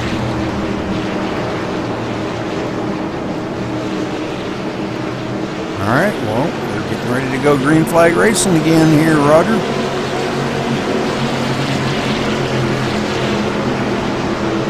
Now we're past halfway. Yep, still got 16 cars on the lead lap. Pace cars off on the pit road. Camary gets on the gas, the green flag flies in the air, and we are racing once again. Oh, he almost smoked the tires on that too. Did you see that? Yeah, he jumped right real quick there. Man. Thomas Brander getting a run on him in the inside and taking over the lead right there. Boy, he ain't wasting any time to get out in front. I think he wants to put some distance between himself and that 47 and the 99 there. Just went ahead and said, I'll take this right here, right now. Thank you very much. Camary taps a wall coming out of two, and that's going to allow Crabtree and, we have a bunch of them going by. Hungerford's going by. Gidman. Alan Bose right there on his inside now. Johnny Foley right behind him. Joe Roberts just looking for a hole to get through past him. Cato's still hanging on in third there, just ahead of Hungerford. Hungerford a little bit loose going into one. Oh, he is way really loose coming off two. Nice catch. Real good piece of driving right there. Wow, that was close. He did lose a couple positions on that, though. Yeah, it's going to drop him from fourth back to about sixth. Yes, sir. He was in sixth. Joe Roberts right behind him. He'd like to get up there. Johnny Foley behind Joe Roberts. Johnny just pushing the daylights out of Joe Roberts here. Gidman diving to the inside one on Cato. Now Crabtree not far behind Thomas Brandner. Crabtree'd like to get up there and he'd like to get up there and win this thing, I'm sure. They got quite a few laps to go and probably another pit stop. And who knows, caution or two. But, know, I'm with you on this, Roger. This guy's got to be patient. Well, Mr. Hungerford is showing an immense amount of patience right now. He made that little mistake. Now he's trying to work his way back through. He's 3 wide on the front stretch. Kid on the outside and Bo's on the inside. He clears both going into turn 1. Gidman took over the 3rd spot. Got a battle for the lead. Dang, I can't be everywhere. Crabtree taking over the lead. They're battling. Yeah, I just caught that out of the corner of my eye watching these 4 or 5 cars right here. I saw them go by. Thomas not giving up very easy, but he does manage to pull back in behind Crabtree. So Crabtree taking back over the lead here on lap 67. Make that 68. Galen Gidman hanging right there in the 3rd spot. And the little guy that's been dominating the whole race right now, kind of mired back in 4th place, not coming forward. I think all that racing that he was doing back in here might have got those tires heated up a little bit, and he needs to let them cool off. Boy, they get stacked up right there. Gidman kind of checks up a little sooner than Hungerford did going into turn 3. Yeah, that put a little separation between those 2 cars, and now Hungerford's going to have to go back to work, get back up there to it. Braking points on a track like this, you know, that's something, you know, these guys race around each other a lot, so they pretty much know where their braking points are. But if you don't know where them braking points are on somebody, the guy ahead of you can brake earlier than you or slow down before you, or that can just stack up the field behind you. And that's just exactly what it did right there. Hungerford and Alan Bose, they had to check up. Well, I'll tell you, Alan Bose impressed me right now. That car's got some damage on that right rear corner, but he is hanging right there, staying all over the bumper of the 99 of Hungerford. The one that's impressing me the most is Joe Roberts right there hanging on in the 6th position. And man, I'm telling you, he has been up here in the front this quite a few laps now. He's been hanging on in the front. He started in 6th, and he's been running in the 6th pretty much almost all day. Look out, race fans. John Batiste has worked his way up to about 8th place now.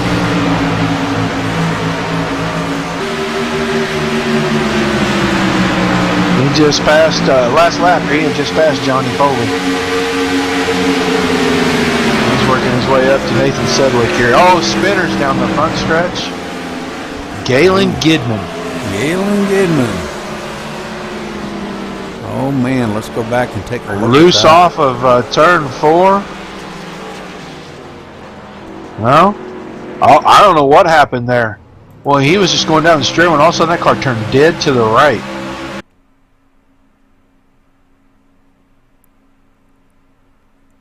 We're watching here now.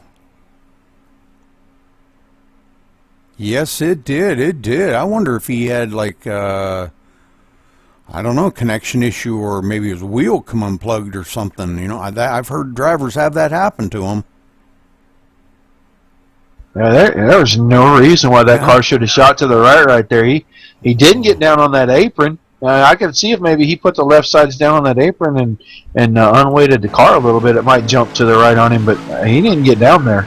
Boy, he's got a lot of damage too, and he's smoking coming down the backstretch here. He's trying to head toward pit road, so let's see if he can make it there without blowing that thing up. Man, he's been having such a good run all night too. This is a little heartbreaking to watch him have to take this thing on pit road smoking like that. That's for sure. I don't know if he had any resets or not left, but we'll have to wait and see here if he can get this thing in and off pit road and get it fixed up. Well, we're about 13 laps from these guys being able to make it with no more stops. So let's see if they all like to come down, maybe take 2 tires, top the fuel off. All right, Galen on pit road here. Right side tires going on. Let's see if he had a reset left. Not sure. Got an awful lot of damage on that car and no resets left. So he's going to have to sit on pit road and let his crew fix that thing up. He may be there for just a little while. All all of our leaders coming down pit road here. Crabtree coming. Oh, and Crabtree overshooting his pit stop. Oh, man. These guys. Joe Roberts overshot his again, too. Jeez. Hungerford sliding in his pit stall. Kind of awkward, but ready to shoot out. And it looks like he's done with his pit stop and makes it out. Ahead of Thomas Brandner. Barely. That first pit stall got it. Yep. Crabtree only lost one spot there.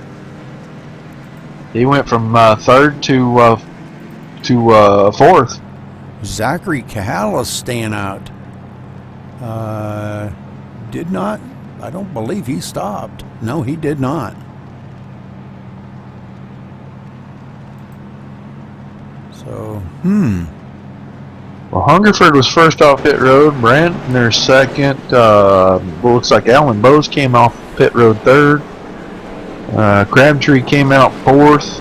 And Ross Cato's hanging tough in the top 5-6 cars now.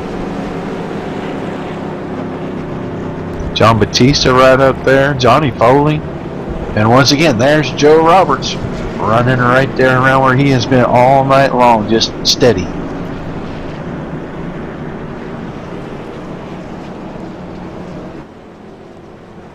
yeah, he's definitely, he's, like you said, steady. He just hangs in right in there. He's not like trying to move forward or he's not falling back. He's just hanging there and hanging steady.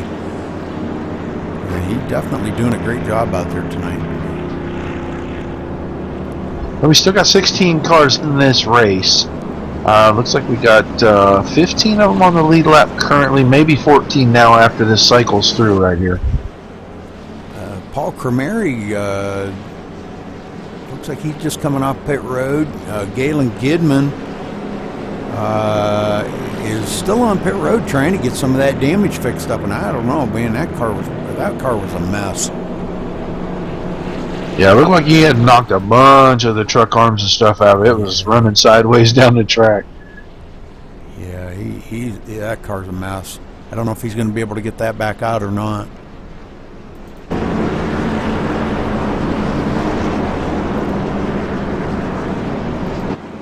Trying to figure out what happened to the 33 car here. Unless I'm confused, it looks like he's going to be a lap down. Yeah, I think he is going to be a lap down. Yeah. I think he, I don't know, unless he had some issue. I'm showing him, yeah, one lap down.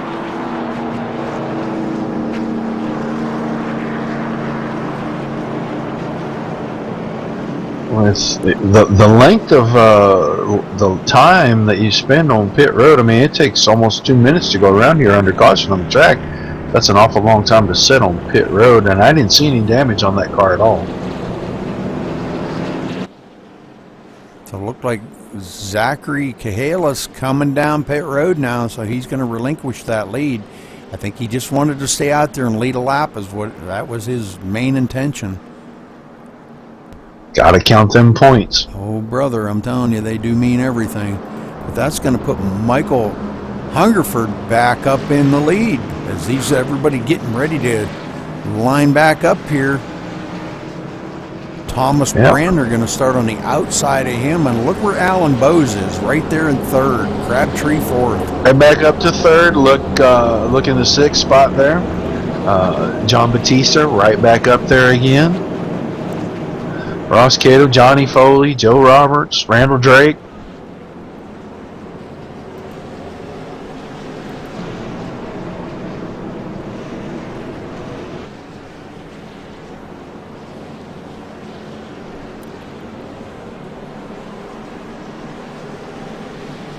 So it's been a pretty eventful race and a lot of green flag laps, Roger, and I'm loving that. Love them green flag laps. I'd like to see us run these last 50-odd laps here, about 51 laps under green. They'll have to make a short pit stop here towards the end of this, and that would, we say it every time. A green flag pit stop can be a game changer, just that tiny mistake, and I'm looking to see if we can get to that point. Yeah. Well, thank you there, Artifacts. Appreciate that. Yeah, I won't be broadcasting tomorrow night, but tune in Sunday night because Sunday night's going to be a killer race. Sunday money races are awesome.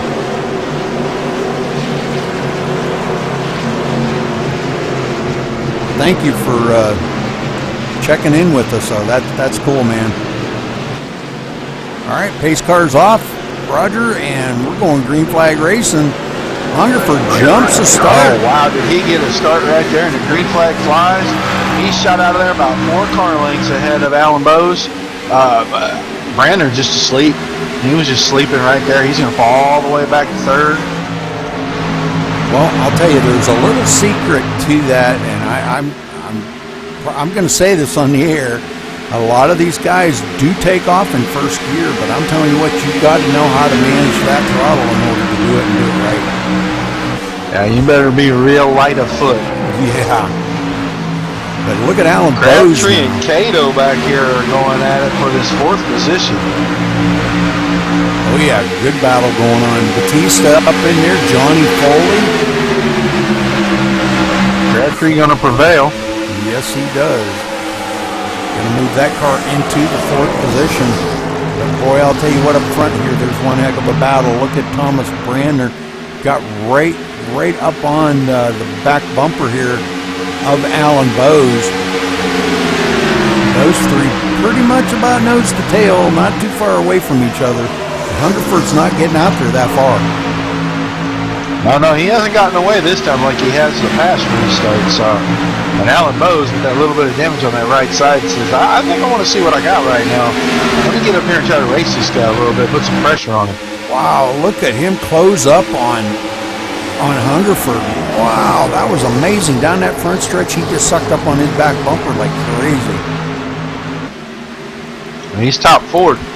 Crabtree's coming right back in the picture again. Ooh, Hungerford got really loose coming out of 2. And Bowes is going to do that crossover and try to take him going into 3 here.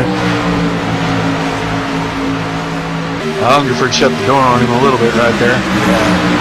He knows Bowes is putting the pressure on him, so he might be missing his marks by doing a little bit of mirror driving. Well, you know, as the trailing driver, that's what you want to do. You want to worry that guy a little bit. You want to get him looking at you and not looking where he's going. Make him make that mistake that makes your pass a whole lot easier to make. Brandner almost getting out of shape there coming out of 2 because he got it down just a little bit too low going into turn 1. He got it below that line where he shouldn't have, and it looks like Crabtree did manage to get by him. But Crabtree moving into the 3rd spot. Randall Drake and Johnny Foley back here just having a side-by-side battle like no other right now. Yeah, this is a great battle here. All these bunch of them right here, 5 of them all battling very good. Johnny Foley now pulling out ahead of Randall Drake by a little bit. And it's great. Every time I've brought that battle to attention, someone goes ahead and prevails and drives out 3-4 car lengths. Sedlick's in there. Livey's in there. Somebody got real loose just right there off of 2. It was Cremary. Cremary, yeah. He got real loose coming out of that turn. Let's go back and take a look at that in the replay.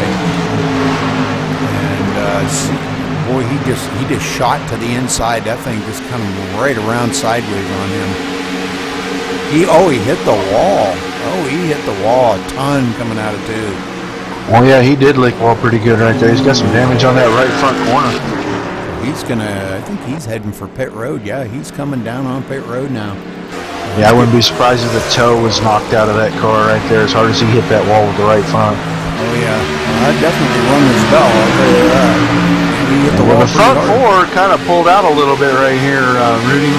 They're still trying to battle each other. They've left Cato. They got a big gap on him, and Batista's trying to catch Cato for 5th, but the front 4 really stretched out a little bit away from the rest of these guys.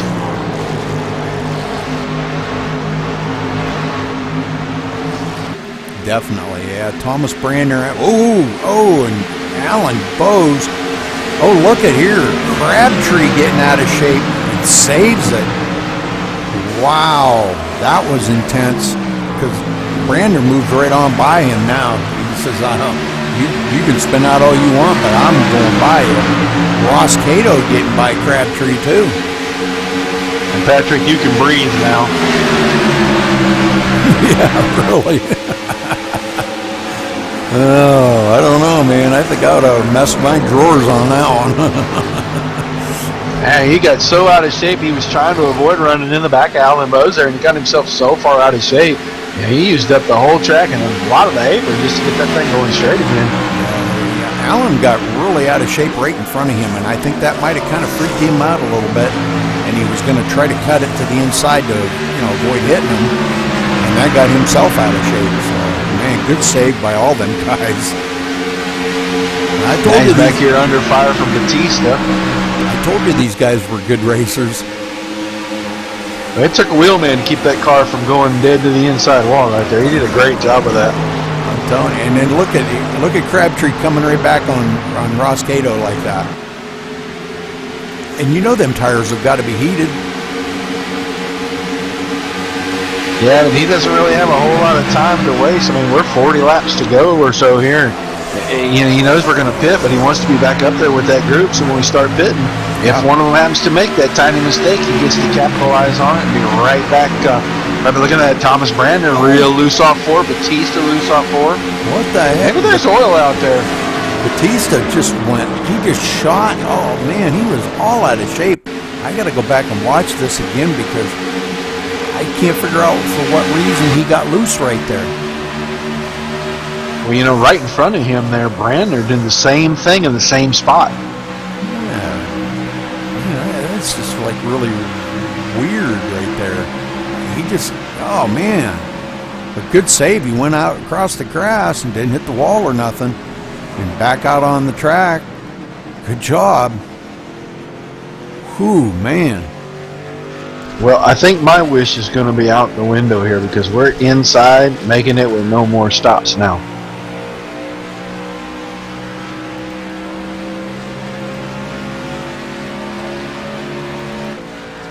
All right, so Hungerford, we're going to get back up here with Hungerford as he catches up to the pace car, and we're going to wait and see if these guys are going to come down pit road or what's going to happen. Actually, we'll just ride along here and see if, Hungerford's got a little bit of damage on that rear spoiler, and that could be affecting his aerodynamics, and that might be why he's not pulling away like he was at the beginning of the race too. Yeah, during that restart, back when he restarted about 5th or 6th, I think when that outside line didn't go there, I think he restarted 6th. And I think that outside line didn't go. I think he got run in the back of it. It didn't look like it was a lot of damage. Really didn't seem like a whole lot to mention. But looking at it now, there's more. So I'm wondering if maybe he got hit again. Could be. All these guys are coming to pit road. They can make it from here, so they've got to come in. Yep. Yeah, they're inside that window and Hungerford leading them down. Wow. And you see who's in 4th place again? Yeah. Didn't take him long. Nope, old Brandner. That's our buddy. Crabtree got right back up there. He even after that slide. I think let these guys come off pit road down here and go see if he's got his nerves settled down a little bit. Maybe talk to Patrick Crabtree. All right, Hungerford putting right side tires on and left side tires, so taking all 4. Full load of fuel. Yeah, they're going to take all 4. They got to. And they don't want to stop again. He makes it off pit road first. And Alan Bowes coming off a second, just ahead of Brandner. So, wow. Let's see if you can get a word with Crabtree and ask him if that slide made him hold his breath a little bit there. But he's back up to 4th, so he's made an awesome recovery. All right, let's see if we can get a word in with him here. Back. Patrick Crabtree, this is Rudy Cummings in the booth. You got a copy? Going on, Rudy? Well, looks like you guys are having a lot of fun out there. You guys have been battling for that top position for quite a bit. You and Alan Bowes getting together and having a great battle. How's your race going for you out there today? Would you want me to ask him? Oh, it's great, except for the weather. The weather is playing a huge role in this race. Ask him if he's caught his breath scary since that big to go into the slide a couple corner laps at ago. speed and not know And then he's what made a your great car's gonna do, recovery. because the weather's changing every second. But it's been a good race. Just taking it easy. Let's see what happens. Well, did you catch your breath after that slide that you did? Man, that was a great recovery on that. Good save, buddy. That was some awesome driving. Did you happen to catch your breath on that yet, though? No, not at all. I saw my life flash before my eyes right there when Alan hit the wall. That's what we were kind of figuring up here in the booth. It looked pretty intense there for a minute, but that was some great driving on your part, man. That was awesome. I know Alan got a little bit loose right in front of you, and it looked like it might have kind of freaked you out a little bit, and like you were going to try to turn to avoid him, and it made you loose. But great save. Thanks, man. Hope the broadcast is going good. It should be, and thank you, and wish you luck out there, Patrick. Good job. I believe with the way it's working out here, I think you're going to wind up taking over the points lead. Yeah, but it's not the way I want to do it. Rattler couldn't connect to the room for some reason, so hopefully he gets a provisional. I mean, I'd love to win this championship, but not like that. That sucks. Absolutely, and that's very commendable of you. Yeah, I didn't know what all the whole thing there was with Rattler, but yeah, it's unfortunate that he didn't get in the room, and I feel bad for him because having a 19-point lead over you coming into tonight's race was going to be a lot, and now he didn't even make it into the race. Man, that's going to boost you right into the lead. So. But anyhow, good luck out there tonight, Patrick. Keep it clean and keep it safe, and let's see you in victory lane, okay?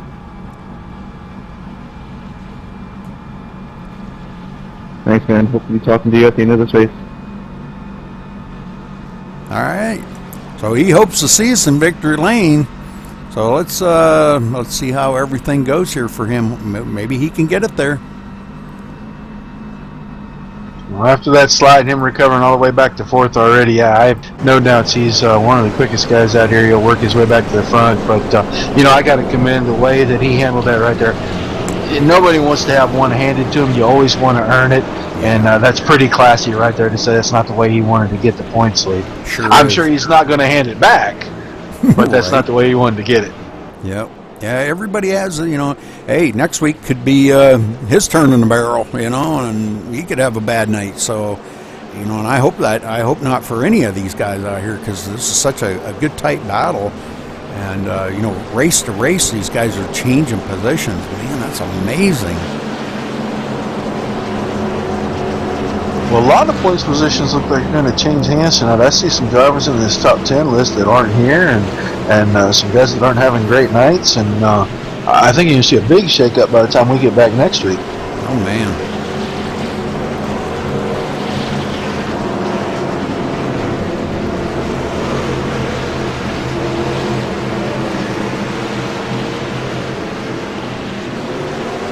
Well, we still got a few people in Twitch chat as this thing's winding down here, Roger, and call this one down for me, buddy. Yeah, Michael Hungerford lead us to the green here with about 36 laps to go. Race cars in. Green, green, green. We're racing again. He got a great jump once more, and Brandner was ready to go this time. He was not sleeping on that start. Yes, he was, and he got out ahead of Alan Bose on that. That was great.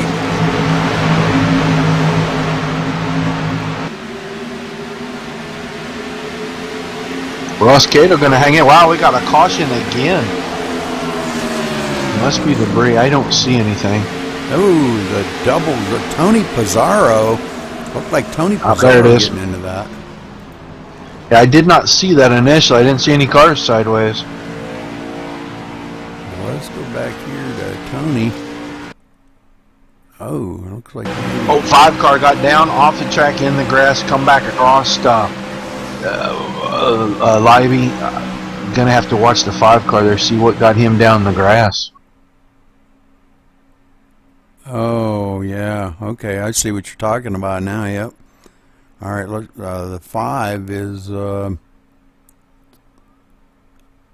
Michael Lively looks like he got down in that bottom groove on that restart, and we talked about that earlier. Cold tires, full fuel load. That bottom lane has a different banking than the second, third, and fourth lanes. You get down there, that car just wants to step out on you, and it stepped in on him, and when he went in the grass, it was completely out of control. Come across, he got right up in front of Pizarro. Nothing Tony could do. we're watching it now on replay and see he goes down there in no man's land down there below that line, and boy, I'll tell you what, that's not a place to go. And right in front of Tony Pizarro. Man, that's unfortunate. Them guys, wow. I'd have a headache after that, I'm telling you. I definitely want some Advil. Yeah. Looks like none of our leaders coming down on pit road, but Mike Leiby definitely had Johnny Foley coming down on pit road here, wanting to get... Figured probably he's the last one on the lead lap, I believe. No.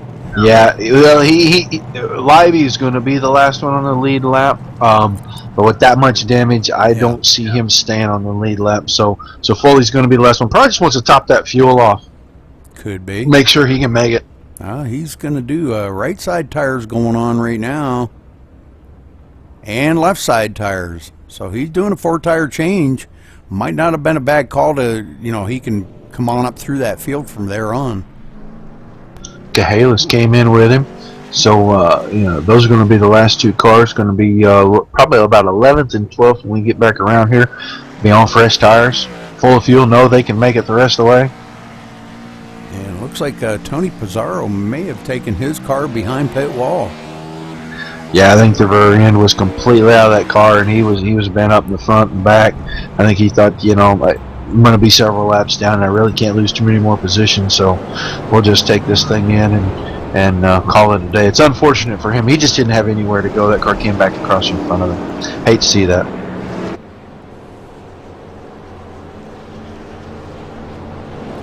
Yeah, well, X Artifacts, I think is how you pronounce that, in Twitch chat said that he said, I'm glad I followed you guys yesterday because this broadcast is awesome. So, I think he might have left already, but I'm glad that the broadcast looks good because I've heard a lot of people really having trouble watching it.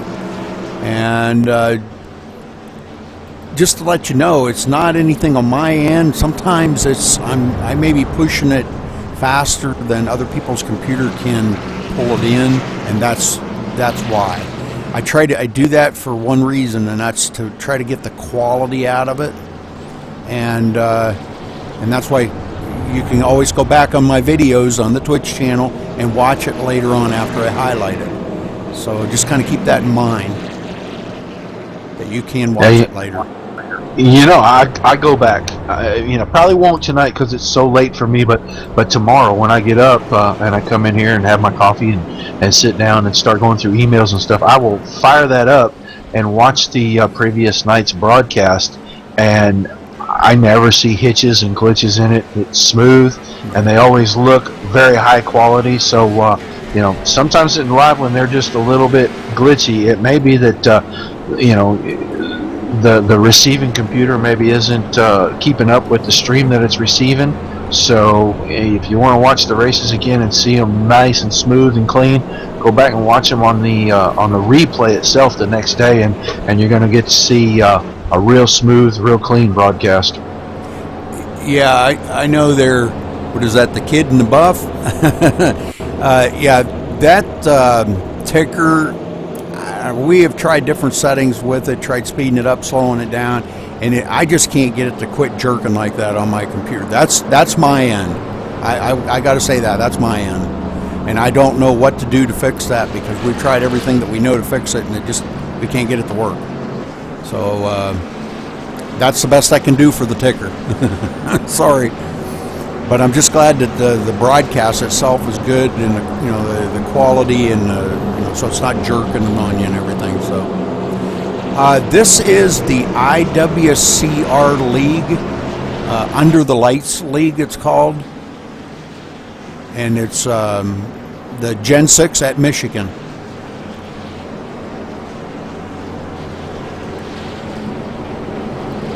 Well, it looks like the lights are out on the pace car here. We're going to be going green. Be about 31 laps to go this time by. Still got about 13 cars out here running around, 12, 13 cars at the top 12 on the lead lap. Hungerford's still up front. Bradner, Bose, Crabtree, Cato, Roberts, Sedlick, Batista, Butterworth, and Drake are your top 10.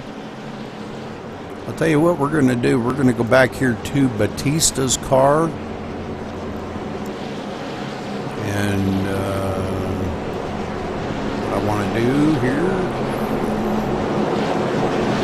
we're going to throw this up on the roof cam so you can see these guys restart. That'll be from a good spot, so you're going to see all the action in the front from that camera right there. I love this roof cam. This roof cam is awesome. One I kind of come up with. Well, apparently other guys are using it too, but I really kind of like it. Field's dressing up right here, getting ready to take the green back. Restart on lap 95 of 125. Pace car hits pit road. Hungerford holding them down right here. There he goes, and the green's in the air. We are racing again. Outside line looked like it wiggled a little up front. Brander spun his tires. And that's what we've been seeing a lot too. That high line just does not seem to get the bite on that restart. I don't know if that's the driver, maybe the gear that they're starting in, whether they're trying to start in first gear. Unless you're experienced at that starting in first gear, I'm telling you what, that's bad. Alan Bowe's giving the 99 about all he can handle right now, trying to take that lead from Hungerford coming through there. Didn't work out for him. The high side just prevailed. Always does on the fresh tires first lap or two.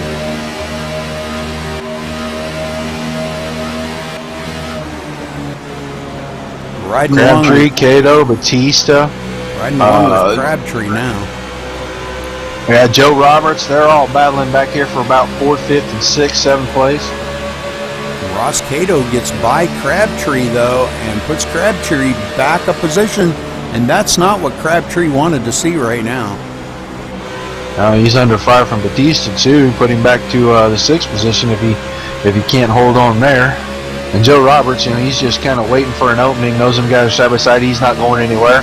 But if the door opens, I bet you he tries to go on through it too. Batista and Crabtree right side by side going into turn 1 here. Crabtree's got that high line, and Batista's got to hold it down to keep it off of Crabtree. Another battle on the tracks for second right here. Brander's been hung on the outside for about a lap and a half now. Bo's just he just can't get the throttle down, can't get that run off the corner. He's going to let Brander by from 3rd to 2nd there. Now they're going to settle in, maybe see if they can go run Hungerford back down. He'd gotten away about 3/10. We're riding on board with Bose now, and yeah, this is great. I'm kind of wanting to go up here and and it looks like our leader Hungerford got a little squirrely coming out of turn 2 that time. Boy, and that let Brander close right up on his bumper.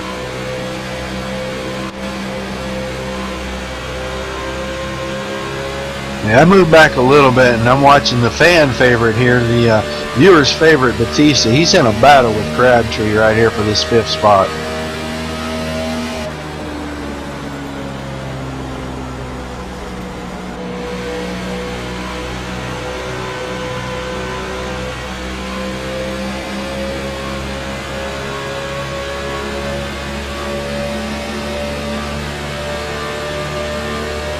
John Batista takes it from Mr. Crabtree there.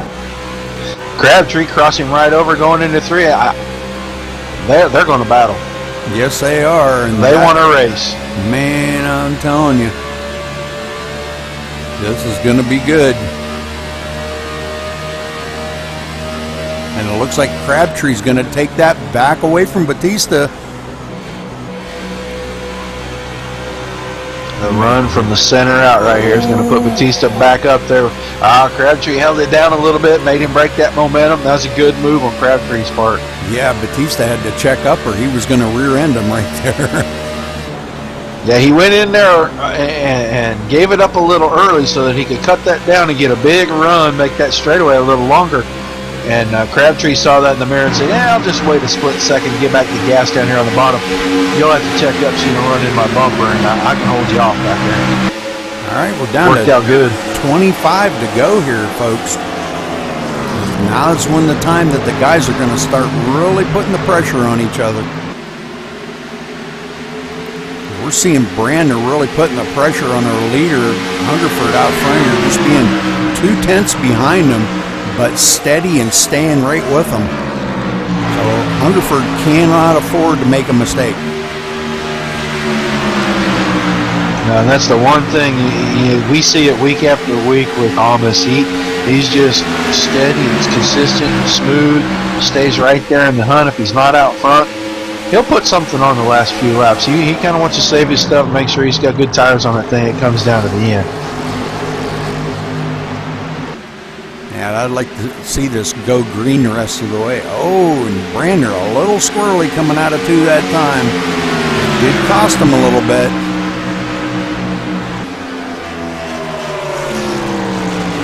But I think Hungerford was a little bit squirrely coming out of the turn 2, but Brander's not closing up on him. He's within about a 1/10 and a half of Hungerford. Now in this draft, and he's going to start pulling draft off of him, and he's just mirroring every move that Hungerford makes on that track.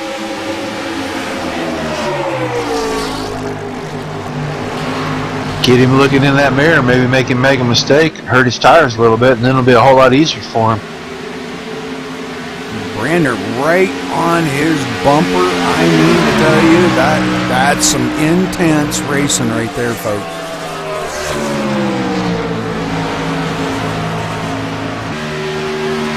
He's looking for that tiny little opening. I think he's got it right here. Got a great run off of 4.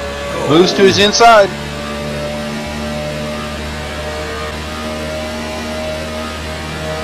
Right out to the lead, Thomas Brandner. And he does take the lead. Yes, he does. Hungerford going to let him have it. And now Hungerford going back to second, and maybe he's got something to come back for the last few laps here, but he's not going to be able to wait too much longer because we're coming down to 20 to go. 20 laps here is quite a while. Thomas made that look extremely easy. Now Patrick Crabtree's trying to move into 4th place. He's got Cato on the outside. He's going to clear him easily coming off of 4. Got his sights set on Alan Bowes now.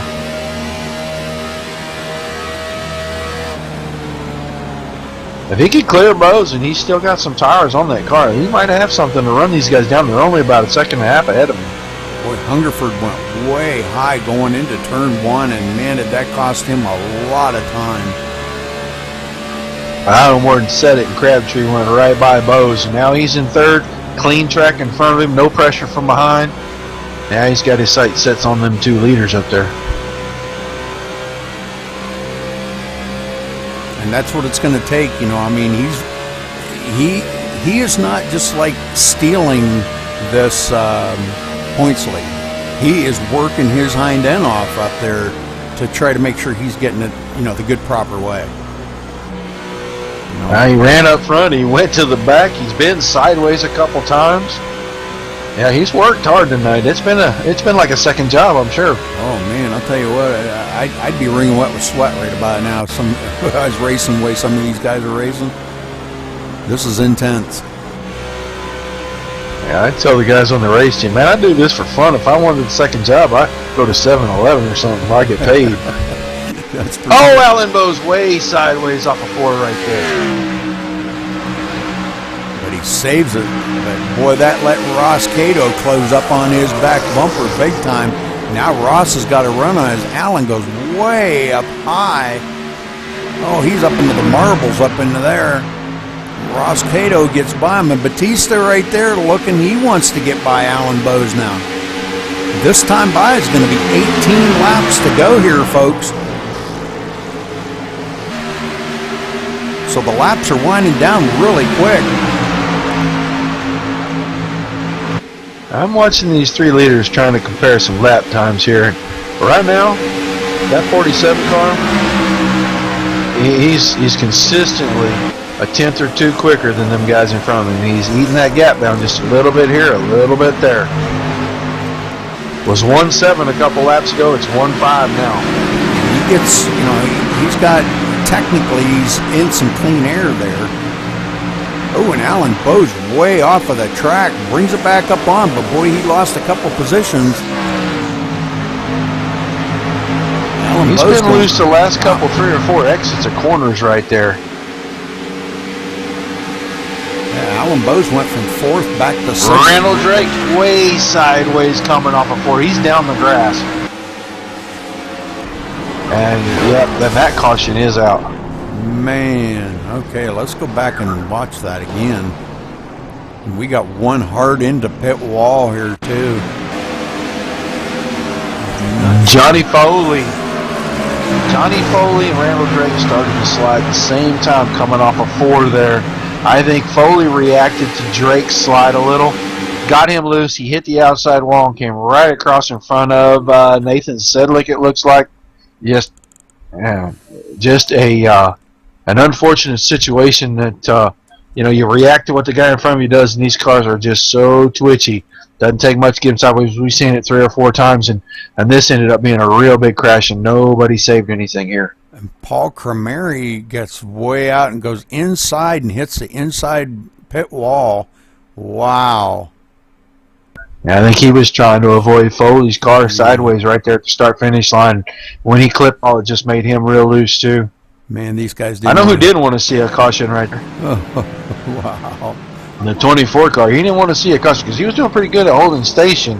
1.5 seconds is a lot of time to make up with 15 laps to go, and now everybody's going to be close. Some of these guys are going to come get tires. I was just going to ask you, pit or not? Now, I've got to. If I'm in the top 3 or 4 cars here, I got to go get tires. I mean, we're going to still have probably 10 laps green. That's a long time here. Fresh tires are huge. I will not be surprised if everyone comes in, at least takes right side, probably all 4. If Brandner stays out, I'm going to be shocked. Yeah, I didn't think so. Maybe he heard you. All right, everybody coming down on pit road.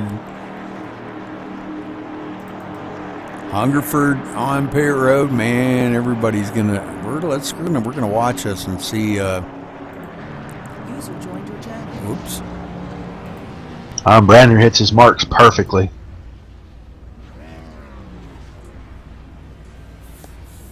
Hungerford right side tires going on Hungerford.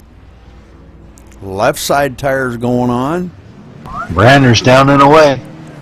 All right. It's a race to the cone, and Hungerford's going to beat him. Oh, man, that was close. That's a fast stop. Hungerford got a fast pit stop. That was 13.5 seconds. Brandner's was 14. How slow? Wow, so Brandner's was slow because 13.5, that's actually fairly average for Hungerford's. Something happened, and Brandner hit his marks perfect. He was right in the center of the box. Looked great.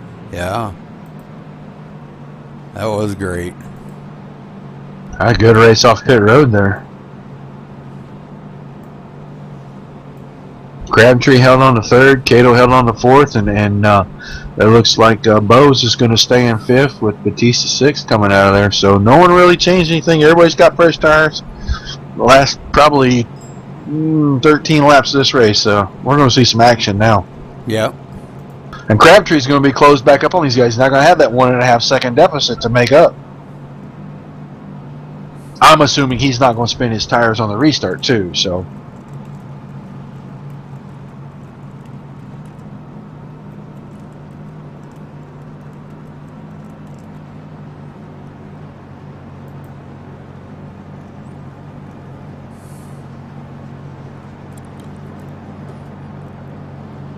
So, all right, so now we're down to 14 laps to go.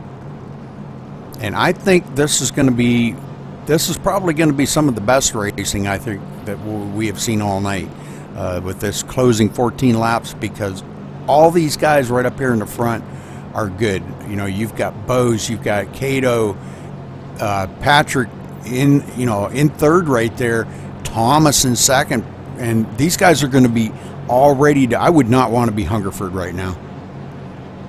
I would not want to be out there.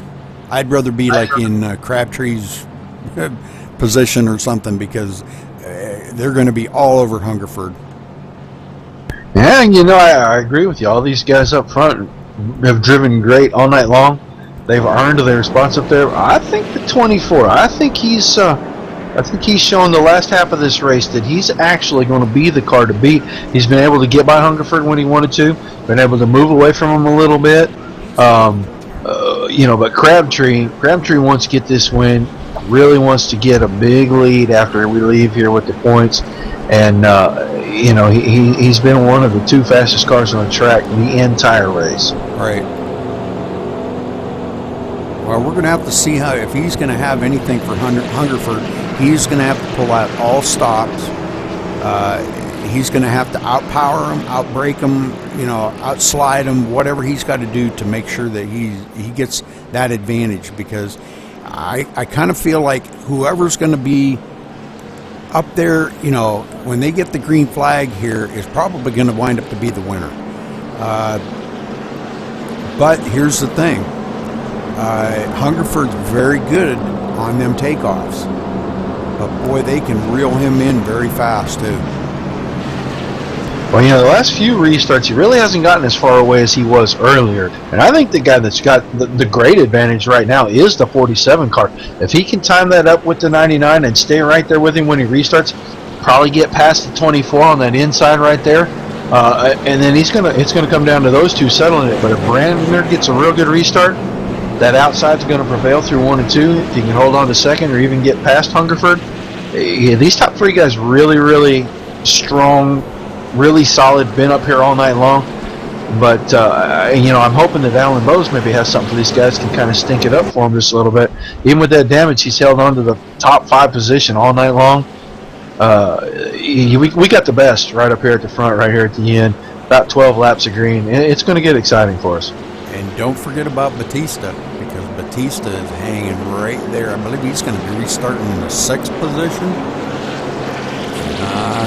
Don't count him out. The race ain't over. Just kind of didn't put him out there. Want to see if the viewers would remind me that he was there.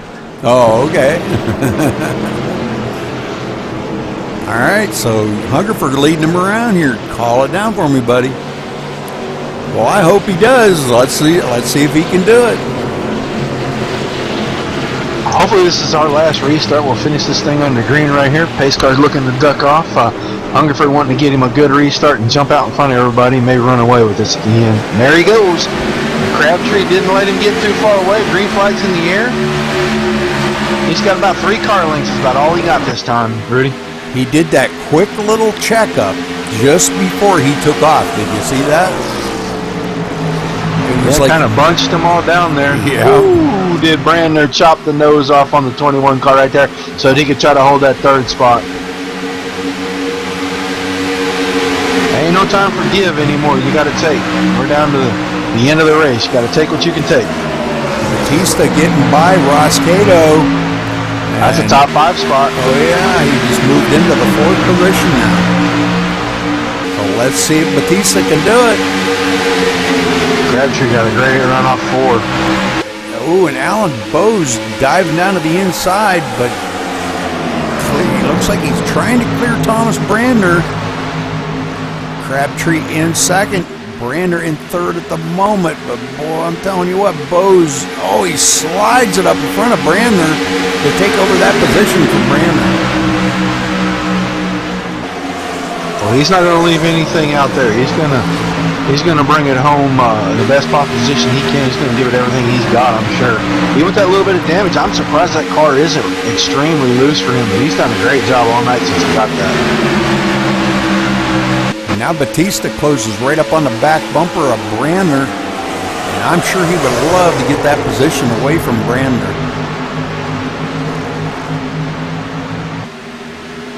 And Brandner looking on the inside of Bose, but boy, he's going to have to duck in behind him, but boy, he's got a run coming down the backstretch here. So Brandner going to pass Bose going into 3. Let's see if he's got enough to power up. Slides it up in front of him and takes that position. And Bose going to right back on him. the old crisscross right there. Well, Crabtree is to the bumper of the 99. Hungerford's got a mirror full. It didn't take him as long as I thought. 9 laps to go, so anything can happen now. These guys are driving the wheels off these things right now, and there's no doubt about that.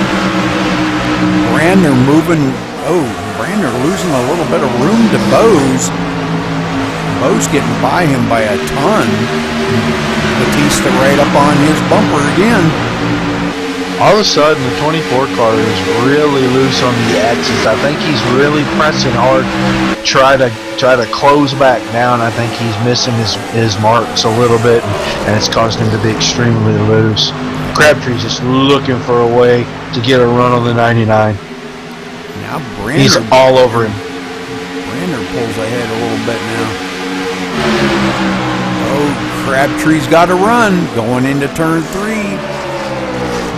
Maybe not get it this time, but boy, he had a heck of a run going down that backstretch. He's right to his door right now. If he can just hang right there, get down into 1. Man, Hungerford got a great run out of the exit of that and cleared him. Yes, he did. But man, I'm telling you what, those two are battling.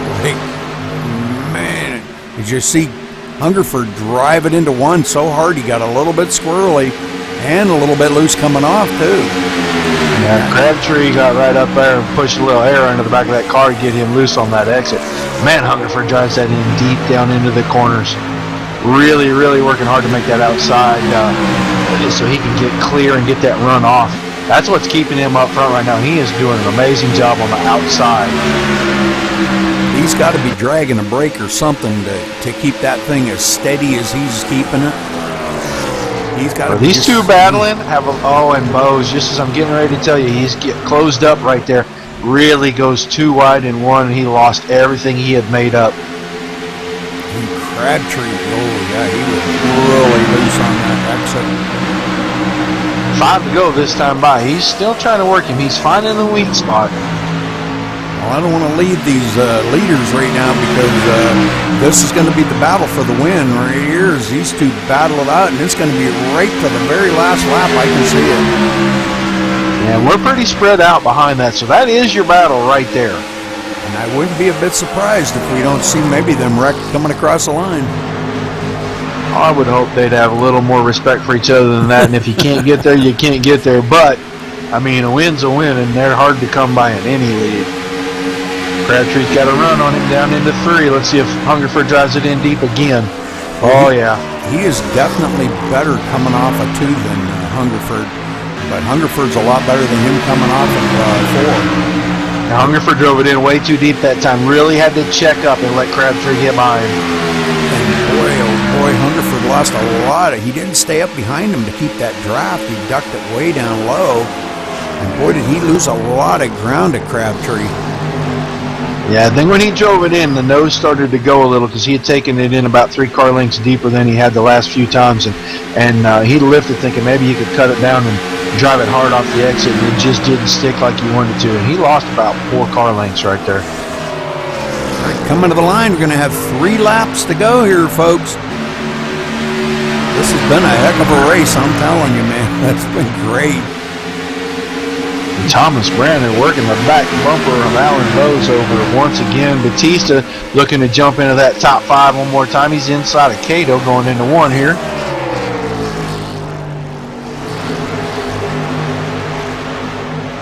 Oh, Cato drove it in there good and deep, got it to stick. He's going to hold that. Oh, a little push on exit. Had to roll out of the throttle. Batista gets a great run down the back stretch. Look at Bose pushing Brandner clear to the inside, almost below the white line. That's called protecting your position Yeah. with authority. All right, back up here. 2 laps to go here, folks. 2 laps to go at Michigan. This has been great racing, and they're coming up on some lap traffic now. I'm still watching these 2 battles for 3rd and 5th right here. They're coming up. Okay. Pizarro got the heck out of the leader's way. That's great. That's good respect for drivers out there. Brandon put it in the wall coming off of 2 there. He's going to drop all the way back to about 6th now. Randall Drake just shot past about 3 cars to 4th, 5th place right here. Yes, he did. Right behind Ross Brandon Cada. put it in the wall again. Brandon choking.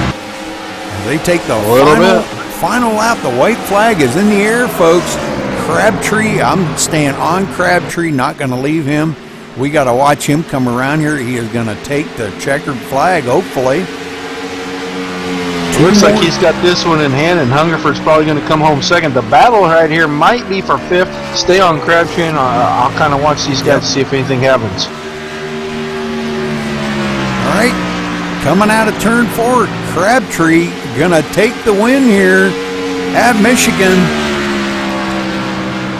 Great job by Crabtree. Wow, what a finish.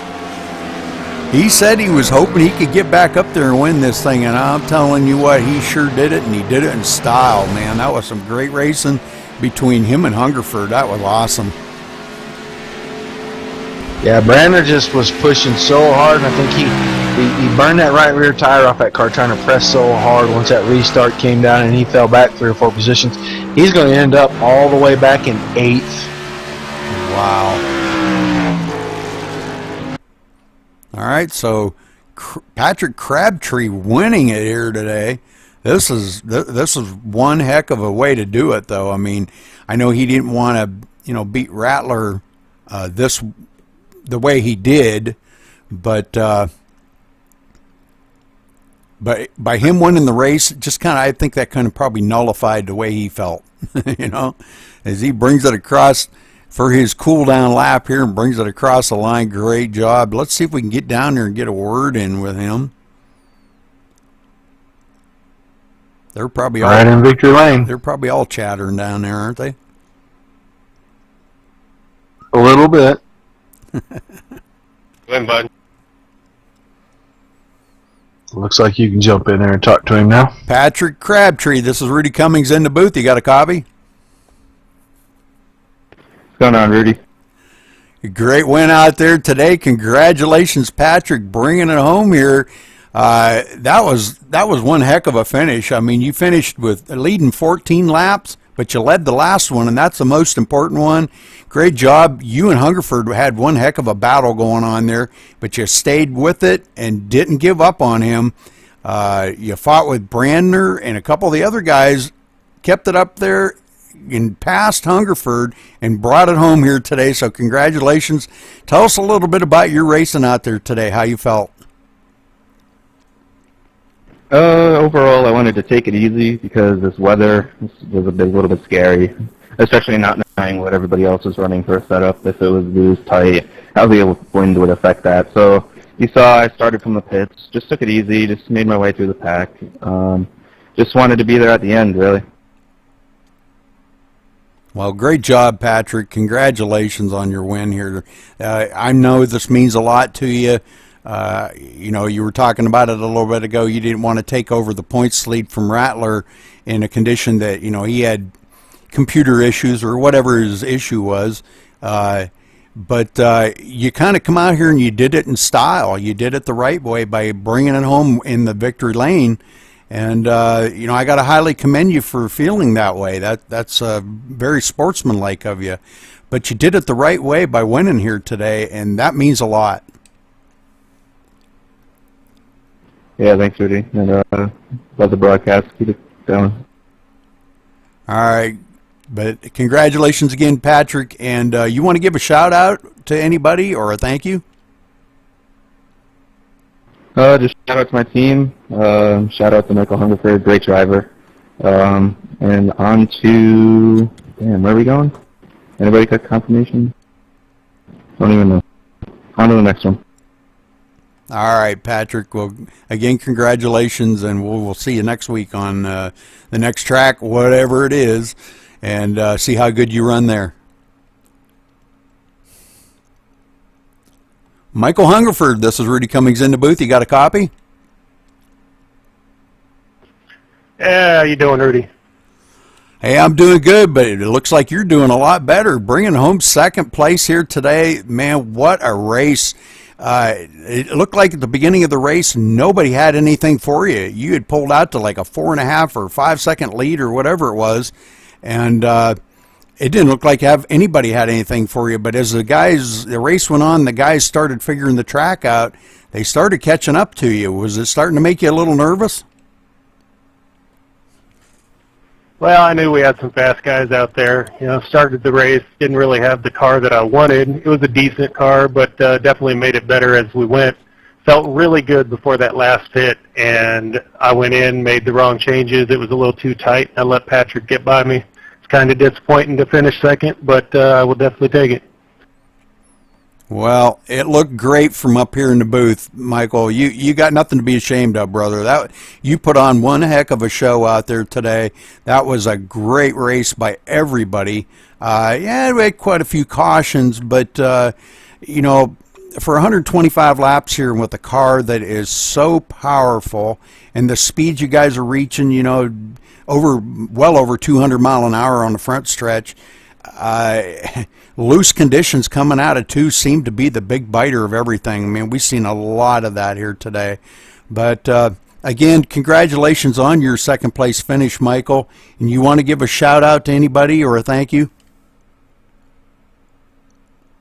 Yeah, just thank you to my crew for the 99 Rockstars Sweet and Sour. Thank you, It's Artifacts. a great crew. They got me a great car, made some changes, made it better. I just couldn't get it done at the end. Well, you did a great job trying, brother. And I mean, man, I got to highly commend you for that. That was one heck of a race. So good job out there. And, yeah, we'll see you next week on whatever track we're running on. Nobody seems to know yet, but whatever track you're running on, we'll see you next week on that, brother. Thank you, Rudy. Alan Bowes, this is Rudy Cummings in the booth. You got a copy? Yes, sir, I do. Wow, what a comeback, Alan. You know, you had that little bit of damage on the back of your car, and we were concerned about whether that was going to affect your driving. Now, we did seen you got loose a few times coming out of the turns, but you managed to save it. You brought it home third place tonight. Congratulations, brother. Tell us a little bit about your racing. Oh, man, it was a blast. I was having a lot of fun there. Just kind of wish I didn't get that damage. I felt like I had something from Michael, but you know, that damage kind of slowed me down a little bit, lost a couple tenths, but I'm really happy with my third place finish, especially there at the end, because I was at that last pit stop. I put 50 tape on. I put 50% tape on it, and it got real hot on me. So. Well, you put on a hell of a show out there tonight, and I mean, I you know. That was just an amazing race that we were witnessing up here in the booth. And, you know, all you guys, any one of you guys could have won this. I mean, we had a lot of the Twitch viewers were rooting for Batista, and some of them were rooting for you. So, I mean, it was all over the place. So a lot of viewers rooting for all of you guys out there tonight, and you all put on a great show. So, but again, congratulations, Alan, on your third place finish. You want to give a shout out to anybody or a thank you? Thank you. Have a good night. All right, Alan. All right, well, that's going to wrap it up here. Let's take a look here real quick at the finishing order and see where everybody did finish. Patrick Crabtree, of course, our winner. And that probably did boost him into the points lead, I'm sure. Michael Hungerford in second. Alan Bowes third. Ross Cato pulling out a fourth place out of that. After a couple of the guys Brander got a little sideways, and he lost quite a few positions. Randall Drake, Batista in sixth spot. So there's your Batista fans there in Twitch chat. Finished it up sixth spot. Wish him best of luck next week, okay, on that. Joe Robertson 7th, Thomas Brander finishing 8th, Butterworth finishing in 9th, Zachary Cahalis in 10th, Nathan Sedlick in 11th, Johnny Foley 12th, Paul Cremeri in 13th, Tony Pizarro in 14th, Michael Leiby 15th, Galen Gidman 16th, Barry Jacobs 17th, Zachary Miller in the 18th position, Matt Kingsbury 19th, Christopher Perryman 20th, and the last one on the field there, Donald Stewart in the 21st position. So, all right, well, great race by everybody out there tonight, man. I'm telling you what, that was one heck of a show that these guys put on. Roger, you got any last-minute thoughts on the race tonight? No, I think we got a great show, especially down to the end. Like you said earlier, any one of those 5-6 cars up front in the restart could have won that race. Crabtree was just determined, and he would not be denied, and he comes home with the win. And I'm wore out watching him. Heck, I didn't even get in the car, and I'm wore out.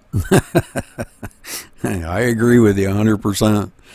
All right, well, I just kind of wanted to get this in there. Make sure, you guys follow me there in Twitch. Click that little follow button underneath the viewing screen. You can also check us out on Facebook at facebook.com/MaxSpeedTV.